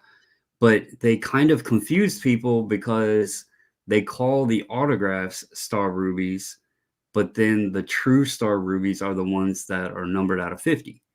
And I don't think people are grasping that the one without the autograph is actually the more significant one, because the one with the autograph doesn't have numbering. So I think they're both kind of like being, in some instances, overlooked. It may have picked up a little bit over time, but I know like the Robertson rookie year, people were just ignoring some of those. And then, they put the serial numbers on the Sapphires even, and they just get ignored. Like it's weird how what people are going for now. And it's almost like they have to have a map drawn telling them, this is hard, this is easy, and Yeah. it's weird, but that's kind of, it's also made it tough, I think, because there is so many different things. Like it's become so confusing, and then you toss in the lack of research, that a lot of stuff that, and this might play out in the future if the hobby lives on and stays strong for years to come. There might be some big opportunities right now for future things if you play, no pun intended, but if you play your cards right and stash some of this stuff that people are ignoring, potentially in the future. But then on my other half of my brain, I'm like, is it so much that people will still be so confused they don't know what the hell it is? Because I almost question if that's where we are today. We're at a point, there's too much. There's nothing there that people are like picking to create significance of. It's just throwing shit at the wall and going after whatever, because there's so much out there. Okay, let me take what you just said and let me play off it for a second, because I think this can be our topic, but as we wind her down. So we'll go for a bit, but we'll wind her down because there's enough room here. Your statement about the amount of options and how it may confuse people, I think, is fair. But one thing I'll throw at you, even if you are not as confused by it, by having that many options, we have the ability to then choose which ones we actually think are interesting. What I mean Right. by that is we may not necessarily agree on which ones are interesting or not interesting, but provided all these options, we may gravitate towards one or the other. And once we gravitate towards one or the other, that means the demand never coalesces behind one specific thing. Or once upon a time, maybe we all, the 93 finest refractors. At that point, the 93 finest refractors stood out from the crowd. It was so different than everything else that it still holds some resonance. That initial year of refractors is special because it was special. The select certified, mirror golds stood out a little bit during that time period. They had a little something extra, a little something different, and that allowed them to be different. Today, there's so much of same, or it's small adjustments to it, or even we talk about the parallels of, say, some of the prism stuff. We can say, even if people love the prisms and they say we like the prism, well, they like the red prism, the green prism, the silver, the gold. We could say gold, but what some people are like, oh, but there's also not a 5 that's green, or there's the the 1-of-1 nebula prism. Yeah. So which one do you gravitate towards? What if we don't agree? What if we all say, yeah, the rare ones are better? Okay, the rare ones are better. Fine. Which one of the rare ones? Because there's options, right? Select or prism. Are we talking Or optic? Or yeah. So, but I'm offering you 3 alternatives here. By the way, there's no wrong answer. All I'm saying is, what if we are informed enough to know the difference, but we don't agree on what we think is the most interesting or pertinent, so our attention is divided. So different people gravitate. I like the gold prism. You like the gold optic, or the green optic, or whatever. Eric prefers anything with lemon. So now our attention is divided, 3 different ways just on the screen, let alone a bunch of other people. And then eventually, the people have no choice. They have to go to the influencers. And the influencers will have to tell them what to buy. So my question to you, just taking your concept, just expanding it, is the options, even if we're not confused by the options, is the amount of options, though, still dividing our attention, even for the informed? Because the informed may not agree on what should be the most pertinent. So I just want to leave that open-ended. I'm going to grab a refill. I'll come right back. Yeah, I mean, I 100% agree on that, because we even discuss it, sometimes in the Discord.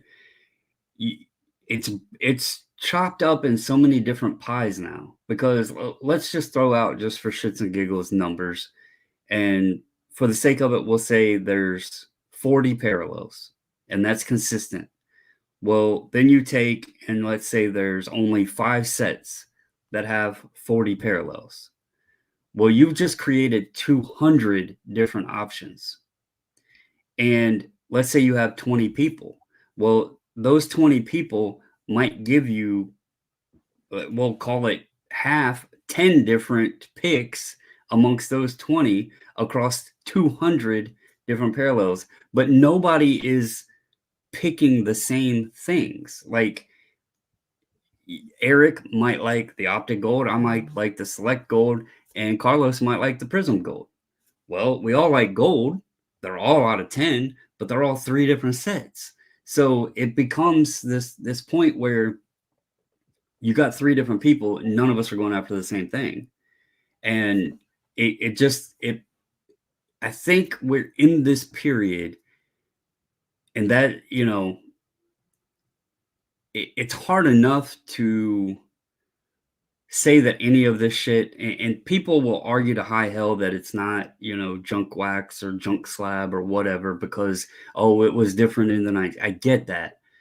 But you have this bullshit scarcity because you've now created too many options. Look at Select. There's like, 4 different levels now, I think, with God knows how many different parallels amongst each level. So then you have to figure out, well, which freaking parallel or which level do I want of which parallel? And it's just too many options to where these investors, or, Carlos mentioned the influencers or whatever, they can bullshit you by telling you this is the one you should go after because that's the one the they influencers like. are lying to us. Well, they have a narrative. Scandalous. I mean, Scandalous. their influence is they have a reason behind what they're doing, right? But the truth is, go back to even the early days, 10 years ago of Bowman. Everybody back then was like the true rainbow, the true color rainbow. And it was a simple, 6-card rainbow or something like that, 6 colors. Even though there was probably 15 or 20 options, it was a flat, pick these, because it was standard.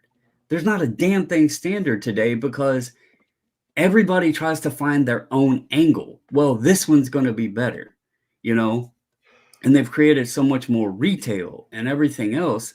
You're adding more icing onto the cake. And the more layers of the cake you add, the less relevant it all becomes. And I think you take that, you take the cost of all of this shit today, which then trickles down into the singles in many cases. You take the newness to some of the folks coming in, and then you take just the lack of wanting to learn, wanting to research, all of that, and you throw it in a bowl, and you have a huge ass mess. You have people not knowing what in the absolute hell they're going for. The simpler you make it, the easier it becomes, and the more relevant it stays. And we are in a period today, we don't even know. Like, we've all been in cards for a long time, and I do bulk submissions. I see a ton of cards. I'm sure if Brad was on here, he could say the same thing. Every time I turn around, there's a new parallel from a new set that I have not a shit clue what it actually came from. You asked me a few years ago, I had a pretty good idea, but there is so much today, it is impossible to keep up with. I think it's fair. Let me pose a question to you, though. Let me play devil's advocate a little bit, but also kind of a serious question here. So that's why I said I thought it'd be a little bit of an interesting to take a little turn here on this one. So I don't disagree with your premise that it makes it more difficult for people to to Robert's point, to use his word here, coalesce behind a specific thing. But then also I can put my collector hat on and go, that isn't necessarily a problem for me. And the reason I say that is that I'm actually kind of a fan of complexity because it forces you to actually figure something out on your own. By what I'm saying is, I don't care how many options you provide me. There are certain ones that I'm going to actually like versus ones that I don't. And by dividing everybody's attention so many ways, it makes it easier in some cases for me to get the one that I like because it may not be the most popular version. If I'm trying to predict what everyone thinks the most popular, then that's maybe a fool's errand. But if I like the red one, then I'm going after the red one.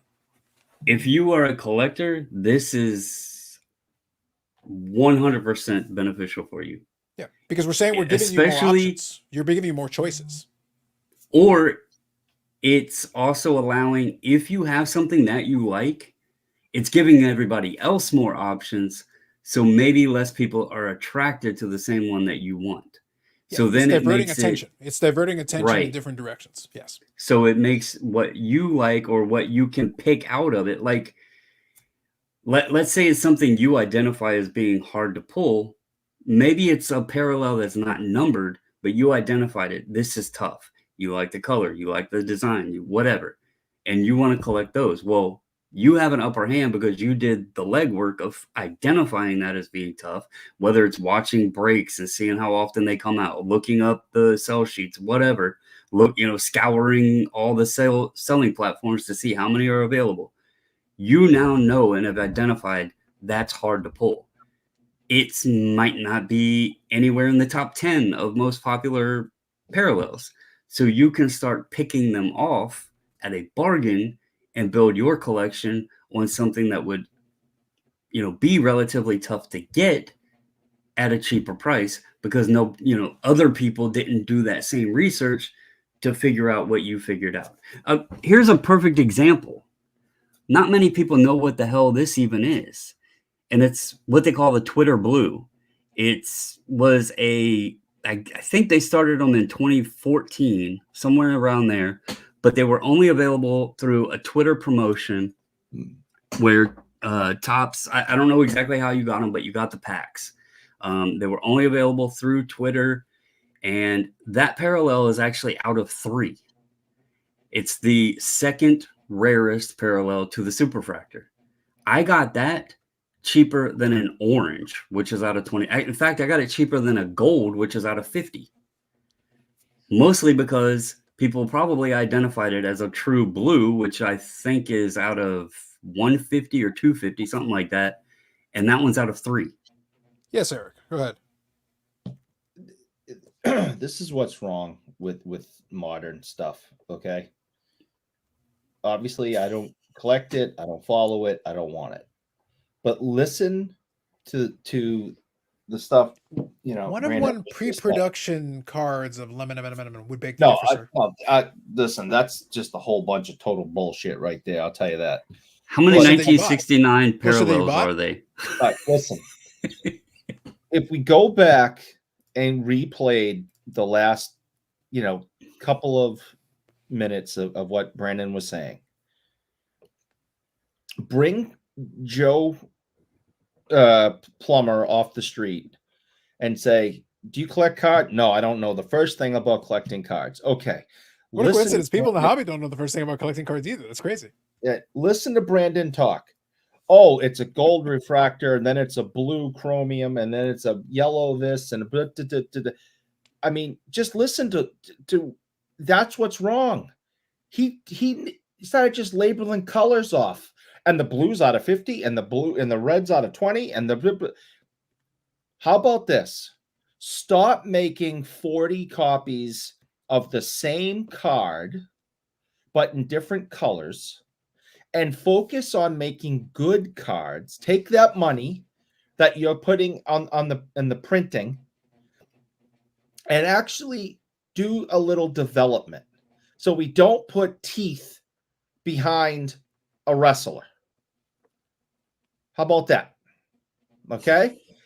How about you don't have a floating head and call that a wait. Did Eric just denounce the floating head? No. That's what I heard. That's what I heard. Hold on. Yep. I did not denounce the floating head. I'm sorry, your audio cut out. All I heard was you denounced the floating head. Your hatred of the floating head. That's shocking. It's horrifying. That's going to really hurt your Jack Astor's appearance. That may be problematic. Your hatred of floating head might be a problem on a Thursday. That'd be awful. On a networking event, no less. Go on. I'm old. If you interrupt me, I won't remember. My agenda is more important. I don't even know where I am right now. You're in the darkness. Stuck in here. I'm scared. Okay. If you stop spending if you're the company, doesn't matter which one, You know, Ooh, he's about to pick on a company. I hear him. Panini with all this stuff. Stop spending the money on the same 40 on one card 40 times and put it in your development, research and development. What do people want? You know, what's the best way to make these things, market these things, etc. You know, yeah, if it's go back to the 90s, then fine, go back to the 90s. And yeah, I don't mind having 3 versions of the same card. All right. This one's plain, this one's shiny, this one's got shiny and speckles in it. Okay, great. And they all have different print runs. Fine, that's exciting. All right. 40 copies of the same card is utterly ridiculous. Isn't And though? it's a waste of money. And instead of doing that, put out something good instead of floating heads or Connor Bedard in a 18th century portrait bullshit card or a teacher's pet card or any of the other. I think he's directly attacking someone in particular. No, but those things suck. I'm sorry. All you right. should be sorry. You should apologize. Look, they're going to be hurt feelings. So I thought Brandon was the one who hurt feelings, and apparently you're hurting feelings. sorry, he ain't watching. He's got better things to do. I mean, Does he's he though? really he's no Does he he. though? Listen, we love him. He's awesome. He does a great job. Those are just 3 cards that I don't particularly enjoy. Put more effort into making good stuff. And But how do you feel about crochet cards? How do you feel about crochet inserts? Answer carefully. Answer wisely. That he has I said. have to be mature, and I don't want to hurt nobody's feelings. So You need to plead the fifth is what you need to do right now. all I'm gonna say, in a nice manner, I heard the story, so I'm going to be respectful. You should be respectful. But come on, man. Listen, one of the things he has told us over the years is that there's only so much money to go around for different products and the development of cards for those products. You can't put this, you can't do that, you can't put this in chrome, you can't put jersey, you can't do this, you can't do that. It costs too much money. So they have to come up with things to put into these products because there's a lack of money. Okay. Stop putting 40 copies of the same damn card out that with print. Now you got to inlay with gold or silver, with the serial numbers on them and sparkles and this, and it's the same damn thing. You just wasted half your budget making the same card 40 times. Interesting. That's what I don't get. You know what I don't get? And this is on a 5% more mature level. And we've kind of touched on this before. Go on. I don't understand how we, as a general consensus of the hobby, can ooh and ah when we see cards, specifically, we'll throw it out there, Stadium Club, that has really great photography to them. I love the UD Canvas cards from Flagship. I think the photography on those, the quality of the card, yeah, they're great cards. However, if you look at all of them, even though they're better cards, even though the photography, which we know, finding those great photos, they likely had to pay for that stuff, right? So it costs money. They're usually some of the cheapest cards that you can pick up. And instead, something with some dumbass image on it and a serial number is going to sell for way more, even though the card with the cool picture, the nice photography, the good quality, all of that is going to be cheaper. A lot of the things we do is ass backwards in this hobby. Yeah. Right. Downtowns, kabooms, they're just so stupid. Yet people will pay thousands for them. Well, the thing, so real quick, so Brandon is bringing up a fair point, and this is why I wanted to kind of pose the question. So there's 2 angles that I can take in terms of where this conversation took. So the first thing is I'll address Eric's point, and thank you, Name, for pointing out here. Eric doesn't want 40 copies of the same card unless it's Reggie Lemon. And so don't listen to what Eric does. Okay. Listen to what he says. Well, and just 5%. And he hates floating heads, by the way. He hates all 5%, folding heads. 5% more mature. One of you tell Name and anyone else who's listening what I said about that exact same thing before we went on today. I will after I'm done making fun of you. Yeah. Let's finish the thought here. So the point is that, so first I'll touch on Eric's completely scandalous take, but the thing is, Eric is a big fan of 6970 Thompson O-Pg. When I look at Thompson O-Pg, I think to myself, parallels, same card. Oh, but the back is no, same card. And how many copies of some of these cards do you have? You have an autograph version, you have the non-autograph version, you have the tops, you have the O-Pg. Sounds to me like a man who enjoys himself the same card over and over and over and over. It's literally the same image. In fact, they didn't even bother with, unless a kid colored it in, they didn't even bother with the colors. They just skipped it. So Eric would like to fix the junk, junk slab era of the current day, the junk wax era of the current day. He goes, guys, we got to get rid of all the parallels. Okay. So you're saying we want to make 2 million of the exact same card. It's not a parallel. It's literally the same card. So just 2 million of the same card. All base packs. So we can go back. So second part. Brandon's point is valid too. But the reason why this has gone in, this is why I kind of have fun with the whole collector thing a lot of times, Brandon, is that we can say the words, the vocal minority has very strong feelings on this thing.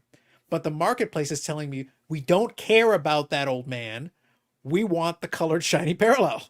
So shut up about the photography. We don't give a shit. That's why Stadium Club doesn't sell very well. It's like, yes, the photo. Listen, for Silly Card of the Week, Stadium Club is a gold mine. It's a gold mine. They got some of the best cards out there. I mean, but no one really cares. People don't actually care. That's why I brought it up, because like, what happened to the days where we did care? And when people see the images, they'll be like, oh, that was an awesome shot or whatever. The other one that gets me is Topps. Like, they'll give you this nice or moment image on the flagship product, but they'll call it this SSSSSSSSSP, and yet you can go buy a damn pack of Stadium Club and pull the base card out, and it's got like probably the same image in it. And they're like, play the game. Well, we'll give you this cooler image, but it's going to be way the hell harder to hit. And people ooh and ah over that. Why? Well, because it's harder to hit. You can open the damn pack and get 12 cards, all with great photography. Oh, that's not as cool. Like, that's the dumbest shit ever. It makes no sense. So what's funny is, and I'll bring this reference in, since I do appreciate the odd time when we get to bring in a Simpsons reference. I'm reminded, I had to go look up what the episode was. So there was an episode where, Homer had like his long lost brother. Did they predict Fanatics? No. But it was the episode where Homer, I think it was his long lost brother or something like that. But anyway, the point was he was bonding with the family, and what he did is he let Homer design a car for the average American. So the idea was Homer represents the average American. So what he basically did is he designed a piece of trash that no one wanted, and it bankrupted the company and ruined his brother. So the point that I'm making here is, it's the classic point that I've talked about in the past, is that every time I want to find out what to do in the hobby, I don't ask the collectors, because they have no idea what the hell they're talking about. They can only tell you what they like. That's it. But if I ask you, and then I ask the guy beside you the same question, I'm going to get two completely divergent answers. So if you're sitting there going like, oh, we want to design something everybody would like, you mean impossible? You mean even not going to happen? Because you're going to get 5,000, you poll 5,000 collectors, you get 5,000 different answers to the identical question. And it's like, guys, so that's why it doesn't work. That's and at the end of the day, figure it out. At the end of the day, we can sit here and speak our opinions and thoughts as much as we want. But we do also have to understand that the manufacturers are in it to make money. And the more shit they feed us, and the more that people will buy the stuff that some of us may question, or, 200 different versions of Reggie, it's feeding their money machine. And as long as it's feeding their money machine, they're going to continue to make it, because as long as people are buying it, they're going to continue to make it. So why have they made, went from 10 parallels to 15 to 20 to 50? Because people kept buying it. It's like, oh, okay, well, let's be real. They're not blindly playing the game of running a corporation. They're seeing sales numbers every year.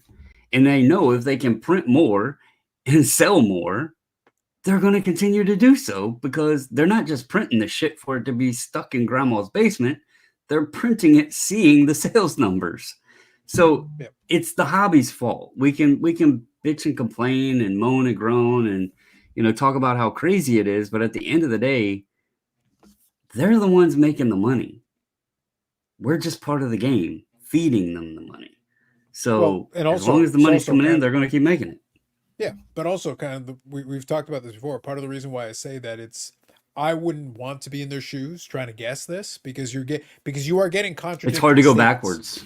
It is hard to go back, but the reason we got to the point we got to is because the collectors, the populace, gave them contradictory statements. They said two things. They said, "We're tired of just base cards. Give us something else." And it's like, okay, we'll put these inserts in it. Okay, but now we need more. We're bored of that. Okay, memorabilia. Then they said, "Oh, but I'm not getting one memorabilia per box." Because remember, memorabilia started off very difficult to pull. It was, I think 1 in 2,500. And it was a solid color, little swatch of very fabric. Basic. Yep. And then we got used to that and said we want more of them. And then we want patch cards and we want multicolor and we want this and we want them to be numbered and we want an autographed jersey now. So and eventually you can only stack so many things on top of each other before it becomes a turducken. So you run out of ideas of how you can stack another thing on top of it. And then you have to figure out a different gimmick, a different game. And the reason the parallels have become so pervasive now is because people would buy the boxes and they'd get irritated if they didn't get color in a pack. Well, how do you provide color per pack? How do you not avoid the all base pack? You have to create more different colors. You have to create more patterns, more. The consumer keeps saying more, but then they say, "Oh, but you guys are making too much," and then you're probably sitting as a manufacturer going, "You're literally the ones who said more." So you said more on the one hand, and on the other hand, you're saying like, "Oh, but but it's too many." It's like, well, guys, make up your mind. You can't have it both ways. You can't be saying more and then say, "Yeah, don't make more." It's two contradictory statements, and it's coming out of the same person's mouth. I don't understand. Like, what are we doing here? So I can't blame them for doing, because if you said I'm okay with having, all base packs as part of the break, then yeah, you'd get like 1 or 2 parallels per box and they would actually scale it back quite a bit and move on with your life. But that's not what you're saying. You're saying I need color. Otherwise I don't feel I'm getting value in a box. Well, the more you put in there, the less value the color is providing. So it's a self-defeating tactic. You're doing it to accommodate a request, but eventually that request becomes the problem. Right. And they also, in order to create more, to appease more people and all this other stuff, they have to keep cutting slices out of the pie. Like, and by creating a new slice, they got to put a new color and they got to put a new number and all this stuff. I don't remember what the number was off the top of my head, but I actually was joking around with Paul. I don't know if he's still in here, but I had said something about how many Joe Namath rookies were graded by PSA, and it was like 2,000 something. And I was like, funny story, you can add up all of the serial numbered CJ Stroud Prism cards, and it comes to like 2,000 something. And that sounds like, obviously there's parallels that are unnumbered, so that adds to the equation, but just the ones with serial numbers on them, there's over 2,000. And what I've always associated with is back in the early 90s when they started creating these serial number things, we would laugh because it would be like out of 10,000 or something. And you look at that today and we're like, oh, that wasn't rare. There was 10,000 of them. But when you really think about it, I think what the parallel has done, and I've kind of said this before, take that 10,000 and just pie it up, but make it different colors. Like, we laughed at the 10,000. But then the collector today or the hobbyist today is looking at it, well, this one's rare. No, you just got a piece of that 10,000 because it just has a different color and a different number on it. But it's essentially that same 10,000. Well, that's the thing, though. Like, yes and no. So let me touch on this. So since It's so thank you, unique with the Carlo. color and pattern, But yeah, so that's kind of what I wanted to get to here. So yeah. like I said, we'll hang out for a little bit longer. It's been a good episode, but we'll wind her down shortly. But it's been a good topic. I actually like this topic here to finalize. But I wanted to kind of have a little something for the folks in the chat. I'm gonna put a little poll because now it looks like the Dodgers are seemingly in control. They're doing pretty well. So I want to ask the question. I'm putting it in the chat. I want to know if they lose in this third game, Do it's they probably sweep? curtains very shortly. It's probably so I'm putting options there. I'm saying Dodgers in 4 or 5, 2 options, 6/7, so 3 Dodgers options, and then the last one is the Yankees in case somebody wants to go that route. So I'm offering you 3 different Dodger options and 1 Yankee option if you want to go. Yankees in any level of games. In this case, it would probably be 7. So I'll leave that in there if you guys want to vote on it, just so you guys have something as well to talk about. And we can put a button on this topic too, but I do want to touch on one more thing though. I want to touch on one more thing based on what you said there at the end, because this is a philosophical question. Because a lot of folks make the same argument about the parallels that you just did, because they're like, "Well, take the print run. Since it's a parallel, you take the design. You say like, so do you combine them all and say that that's the total population?" But it goes back to what we just said a little bit earlier about the collector. So now we're talking about collectors differentiating and making a preference. It's almost like, so the analogy I'll use is like Baskin Robbins or, whatever, like you go to the ice cream parlor. Well, when I was a kid, initially, you had the Baskin Robbins and everything was great, but sometimes you had some of those cheap, like, ice cream stands and whatever, where you've got like 2 or 3 options and that's it. So you can have, vanilla, chocolate, strawberry, maybe. And sometimes you got maybe 1 or 2 more. Maybe 1 or 2 more. Like, really, that's it. 1 or 2 more. Well, I like going to Baskin Robbins because you had a bunch of options. I'm a mint chocolate guy. That's my deal. So whenever I go there, and if you have mint chocolate, but guess what? A lot of people aren't going to like mint chocolate. A lot of people are going to like something else. Carlos Sr. is totally in the camp of, rum and raisin. He's a rum and raisin guy. All good. Well, guess what? Baskin Robbins has both of those. So that means that I get to have what I want, and the old man gets to have what he wants. That, to me, that's a win-win. That's great for us because then when we go have a scoop of ice cream, we both get what we want. So in that situation, it's beneficial to both of us. I don't want to live in a world, per se, in this scenario, where you tell me look, vanilla ice cream's fine, but I don't want vanilla ice cream all the time. I'd rather have some of these other options available to me. But that doesn't mean, again, because I'm being very particular about the specific one that I want, there's a bunch of other people that'd be totally turned off by it. Mm-hmm. They'd be like, "Oh, mint chocolate, no way. I don't like that." Totally understand. And they would pitch a completely different flavor that maybe I'm not interested in. So the good news is we both have options in that scenario. So I get to have my mint chocolate ice cream and you can have what you want.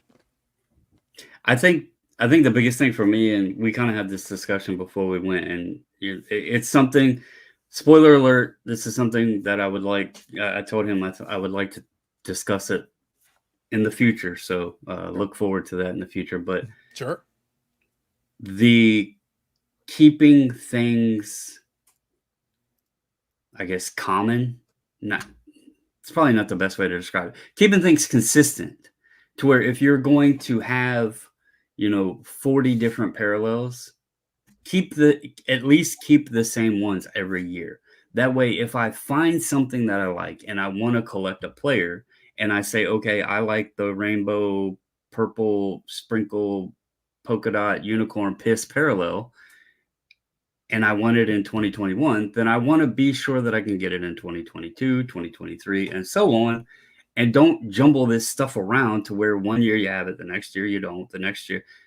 Keep it somewhat consistent because that is something that I'm finding that is very damn frustrating. So I would like to discuss that in the future. So what I'm hearing is, Billy, off in the distance, if you can hear us, whatever Brandon said, Jason Robertson. Yeah. Whatever that parallel was, one of those. Oh, Peachy Platinum. Book it. Book it, Billy. Book it, Cilio. I will sign off on it. Done. So I will sign off on it. I would love to make a Jason Robertson parallel. Like, that's what I'm saying. Robert here says, one of the exactly in the darkness, even we're getting the pump in the darkness. One of the differences between Namath and the Stroud is that almost all the Stroud are high grade, whereas Namath rookies vary considerably. Condition, rarity drives vintage. But we have discussed this in the past. The Joe Namath is the junk wax era of vintage. Yeah, there's at least look. I use them as door stoppers over here. Like they're common as dirt. We don't even want to talk. Robert. Look, I said I was joking, but in all seriousness, let's not even get into the rarity of Joe Namath. Like, how many do you want? Mm-hmm. So Zach here says, I've always said when it comes to card companies making cards, not everything's made for you. Yes. Well, not everything was made for you. Just because you don't like it doesn't make it a waste of time for them to make. So I think, though, in 5% more serious tone, that's the point that I was making with the ice cream analogy. Look, I'm not telling you have to like all the flavors of ice cream in this scenario. I'm making the point that maybe there is an audience for it. Maybe there is somebody who actually is like, yeah, I like that one. And again, everybody else may say, oh my God, no. But there's going to be one or two people that are like, actually, that's kind of my favorite one. Even though it's the more obscure, a weird pattern or whatever, it's like, totally get it. That's fine. Eric, so since we've had all this discussion of moderns and parallels and all this other stuff, okay? Yeah. I know that the expo is approaching very rapidly. Yeah. I know that I wanted to attend this year, and my dumbass was looking at hotels in the wrong part of Toronto. Yeah. And unfortunately, my wife has got a lot going on at her job. However, we are already discussing making the plans ahead of time now that I know where the hell to look for a hotel. That way it's booked, ready, settled, so I can be there. Not this year. But in the meantime, I really would like to I know you're baked in your vintage stuff. But I think we need to get you on board with some sort of parallel that you can like. And you don't have to go for the rainbow. You don't have to go for the lemon parallels. Yeah, you don't have to go for that. I've already been down that road. Yeah. But we need to get you on like one solid card color. Mm-hmm. And you can, I'm going to find something for you, and I will allow you the opportunity to find something for me. And we'll do a little challenge there. And Carlos, if you want to join in, and we have to build a collection off that. Does that sound fun, guys? Oh, that sounds like a torturing Eric. Yeah. Listen, I'm the man of the chosen rosin and other miscellaneous bullshit PCs. This is what I live for. This is what I do. Yeah, Eric, you gotta get all the Cucka Brown ones out of 10. No, we'll put a limit to where it's at least obtainable. Eric, I didn't want to spoil that we knew more about the Bruins Centennial than we let on. I didn't want to let you know too much. Yeah. It was going to be an awkward conversation, but I just want to make... By the way, the next couple of comments are fun. Hold on. I want to make sure I read these. So Paul says, the disappearance of the playoffs parallel. Love that. Bobby Burrell says, Jamocha is jabroni. I love Burrell invoking jabroni. I appreciate that on levels. Name says, all these flavors and Eric chooses to be salty. I love it. I love it. Zach likes the ice cream analogy. No, clearly not. Zach says, I like the ice cream analogy. By the way, check out the end of the last week's live stream, and you may see name appear late in the episode. Yeah, that was awesome. Hobby Champ says, a hot take. Breaking is great for collectors. That is a hot take right now. Right now, it's a controversial take, but I appreciate it. Either way, Hobby Champs, I appreciate the take. So thank you for that. The yelling at clouds parallel for Eric. Yes. Where's Eric tonight? Oh, I see some creepy guy sitting in the dark. Well, that's, yeah, you basically this. Funny enough, creepy guy sitting in the dark was Eric's high school nickname. Awkward. It was on the back of his jersey when he was running. That's a little on the nose. To his bicycle. Appreciate it, Hobby Champs. Appreciate it. I am the darkness. You are. And I appreciate also that we got some votes. So right now, so far, 10 votes. By the way, you guys are welcome to it. I'll leave it open for a couple more minutes, and we'll finish up here in a couple minutes. So far, we got the Dodgers in 4 with 30% of the popular vote. Dodgers in 5 with 60%. So 60% are giving the Yankees 1 game. Dodgers in 6 or 7 is 10%. And right now, the Yankees themselves have no votes. Everybody is pretty comfortable that where they're sitting, they're not going to come back. A couple of folks are giving them at least a game. So far, that's the leaders. They're giving him a game. So I'll have to see. But yeah. So I did want to mention 2 things. So number one, I have no objection to that, Brandon. I think that'd be kind of fun. We might have to kick around what the concept would be. I just look forward to whatever you come up for Eric. It'll be hilarious. No matter what it is, it'll be hysterically fun. It's going to be Cucka Brown out of 10. No, I'm not gonna make it impossible. He can't pick. He can't pick what you would have done on your own out of joy. And I'm not going to pick Emmanuel in Space box set because you already have 10. We don't need more of that.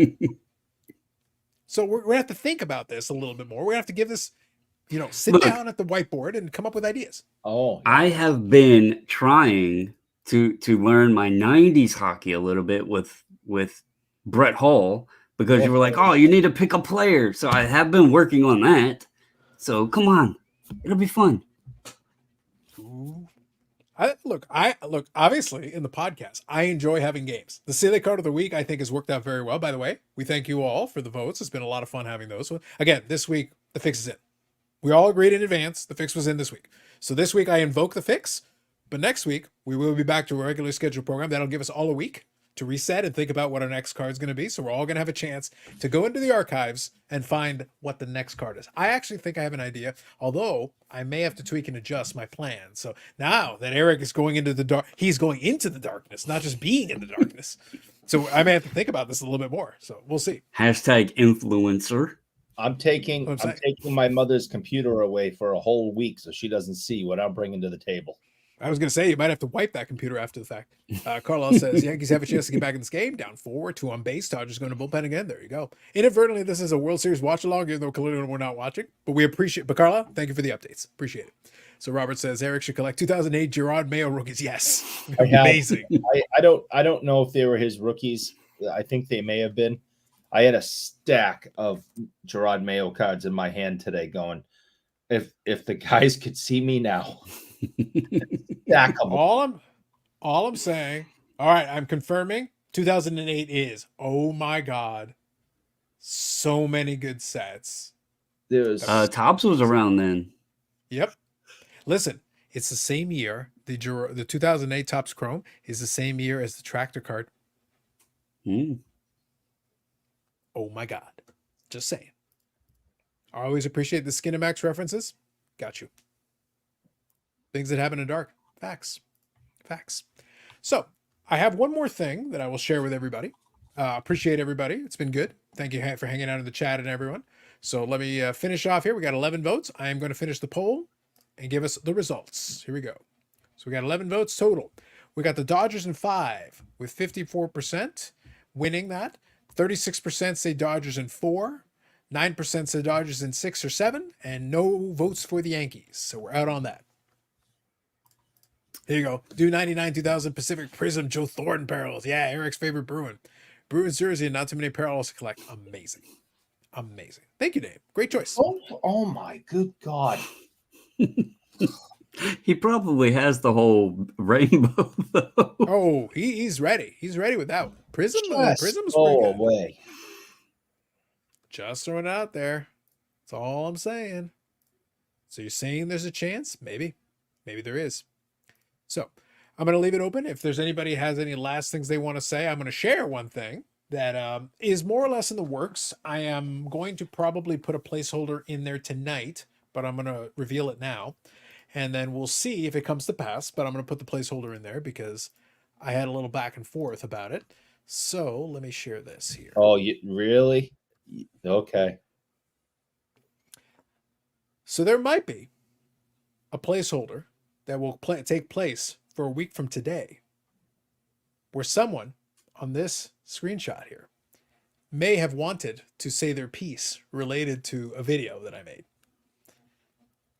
Big Bri the card guy here, old BG, reached out and said he would like to have a live stream, unfiltered and unedited, to discuss his feelings.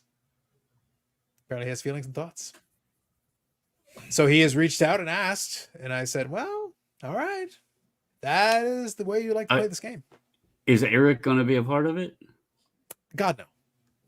We can't have his manual and spacedom distracting us at that moment. I figured he was going to be like begging for more Limelin parallels and more leprechauns, more dinosaurs. He doesn't actually run Leaf anymore. So no, but he knows people that knows people. He could like at least put the word in, you know. He does know people. I'm good. You're like, dude, do you see my collection? I need more. I've talked to Brian many times, and I'm good. So here is what I am putting on the table here. The reason why I wanted to mention it now is twofold. We'll see. Again, 10. We pretty much he pitched the time, he pitched the place, and I'm gonna have it on the channel. I will have the placeholder in place, so my expectation is to do it. But here's what I want. What I'm gonna do is I will include some kind of a post or some kind of a link. I may even do a video just briefly mentioning it again. If I do, what I'm looking for. By the way, you can put it in the comment section of this video. That would be valid too. If you have questions, so the main crux of the conversation should be based on the Mastro interview, because that was the video he watched that he wanted to comment on and give his take on and discuss, debate, whatever he wants to do. I'm gonna leave it kind of open-ended to him. It is going to be on this channel, so I will be hosting it, and we'll have that conversation. I'm not sure exactly what he'd like to discuss or take objection to, but I went and re-listened to mine just so that I was fresh on it. I'm very comfortable with what I said, so we'll see what he has in mind or what he'd like to say. But the venue has been made available, and if Brian is there next week, then we've got it set up. I'll make a placeholder tonight so that it's there. And if everything comes according to plan, then we'll have ourselves a little discussion about the Mastro interview. And I'll include a link in the description to this for the Mastro interview for those of you who need a refresher on my take on it. And of course, there'll be a link to the original as well. So if you want to check it out, you're welcome to. But if you got questions that you want to challenge Big Bri on, send it over, because then I can include that as part of the conversation. So I'm offering that to you guys now as a way of being able to connect, since he did reach out. And we'll set it up, and then if everything goes according to plan, you guys can get some questions in for it. So real quick, I'm going to scan through. Paul's enjoying it. Paul's likes it. End of 6, 4-0 Dodgers. Love it. Cage match. Hey, he asked for it. The Burrell appreciates it. He likes it. Gerard Mayo has one rookie that only features his last name on the front of the card. 2008 Bowman Sterling. Yes. Brought to you by Craft Miracle. Amazing. Oh, good God. Ideas for lemon parallels, vacation sports, Grand Canyon, Vegas, Niagara Falls, Disneyland. Love it. Love it. Exciting stuff. This will be fun. I want to know which one of us call him Big Bri. We want names. I think he calls himself Big Bri. I'm just going to go with Brian. Or BG. One or the other. BG and Brian are acceptable. So I wanted to share that with you guys at the end. I figured I alluded to it obviously, but I figured I would save it. I would save it for the end for folks that have hung out, and I figured I would throw that to you guys. I'll put a little placeholder in there. So the only thing, so I'll talk to these guys, and maybe that'll result in us adjusting the schedule for next week as far as the podcast is concerned. Let's see what happens. I don't know. It is BG. So Lord knows how long that video is going to be. I don't intend to let it go all night. Like, I don't have that kind of patience. I really don't. But I want to see what he has to say. He obviously watched the original video and he wanted to share some thoughts or give his take on it. And we'll go a little back and forth. I'm going to kind of play it off of whatever he wants to talk about as far as that is concerned. I know more or less. I watched the original interview. I gave my take on it. I'm very comfortable with that take. But if he disagrees with something or would like to discuss some element of it, great. Let's do that then. Let's see where he goes. Send him over, Bobby. I want all. Listen, I'm serious. I'm actually serious. If you guys have questions that you want me to ask him, I want you to send these questions to me. That is why. That is the best way. I will ask the questions. If he's on the other side of the screen with me, it'll be me and him. So I'll leave these guys out of it so that I can focus on exactly what I'm doing. I will have the conversation with him. You guys pose the questions. I will ask the questions. We'll play it from there. I think it's fair that you do it alone because you did the retort video alone. And so I don't think, I think it should just be you and him. I don't think it should be the three of us or the Friday night crew or whatever. I think it. And I think it's fair. I think it's better to have a one-on-one conversation. He wanted to discuss it, so let's discuss it. And then if there's any questions about that, and he wanted to do it live, so we will do it live. I will pay attention to the chat, but the reason why I'm saying send me questions ahead of time, and I'm warning you all in advance. BG does like to talk. So my goal is going to be to listen to what he's saying so that I can then respond to him and go back and forth with him on that. So it's going to require a little bit more of my concentration. It's a little easier and we're just kind of doing the free flow and hanging out where I can kind of pay attention to the chat. I will not ignore the chat, but it's easier for me to focus on exactly what I'm listening to so that I can respond in kind. So that way my focus doesn't get distracted too far. But I will be paying attention to the chat. But if you gave me the questions in advance, it's going to be easier. So I think that's probably the best approach. That way I can focus my concentration on where it needs to be and have that conversation. So I'll leave that open. I may again make another post or another video just giving heads up on that again. But just so you guys are aware, I will include, and also for the Friday Live, I'll mention it again and then I'll open it up. So if you want to put in the comments, if you check this out on replay, comment section, ask your questions. I will try to get to as many of them as I can. If there's a lot of them, I may not be able to get to all of them. But if there's certain cluster of questions or certain themes that come up, it'll make it easier for me to sort it and kind of put it together. And I'll try to include that in the conversation in some way or another. But again, I'm going to let him lead a little bit because I want to see exactly what he wants to go into as relates to that and which parts of it he wants to discuss. Cool. So there you go. Kind of fell in my lap, so we're gonna go with it and see where it goes. They're fun. They're fun. Oh, I think we can have. Listen, I can't imagine what could possibly go wrong. I've heard nothing but good things.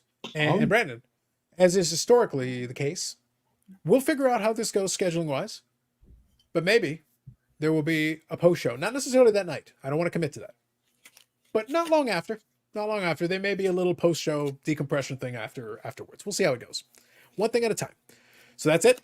This one here is episode 100 of the BIC podcast, and also live stream number 249. Next one will be 250, which should be the Friday. If no other videos come up, that'll also be video number 990. We're approaching 1,000 videos on this channel. My goodness. Disgusting. Craziness. Eric was enamored. He was like, we're not worthy. It's unbelievable. Good evening. So good luck to everybody checking out the rest of the World Series. Check out the game, see how it goes, and we'll see. We'll see if it extends beyond 4 games because at the rate we're going, it may not extend that much longer. So right, name. And you can also check out, as I said, name was in the last live stream towards the end of it. One other thing, in the description, I will include a link to the original My Rebuttal on the Mastro and Brian Gray interview, and I'll include a link to the original if you guys want to check it out and compare, compress, whatever. Up to you. I'll include both options they're available to you if you want to get caught up prior to that conversation. I will put a placeholder, and then if everything goes according to plan, then we'll have ourselves a discussion probably a week from tonight. All right, folks. So that's it for us. Brandon, Bubbles and Ball Cards. You can send all your hate mail to Sanderson or on Instagram. He loves that. And also hit the like button because Eric pays for it. And he sacrificed his own lighting bill and heating bill so that he could pay for the like button. So do not let his sacrifice be in vain. Hit the like button. Pummel it mercilessly, and we'll catch you in episode 101 of the BIC podcast. I believe in a thing called love.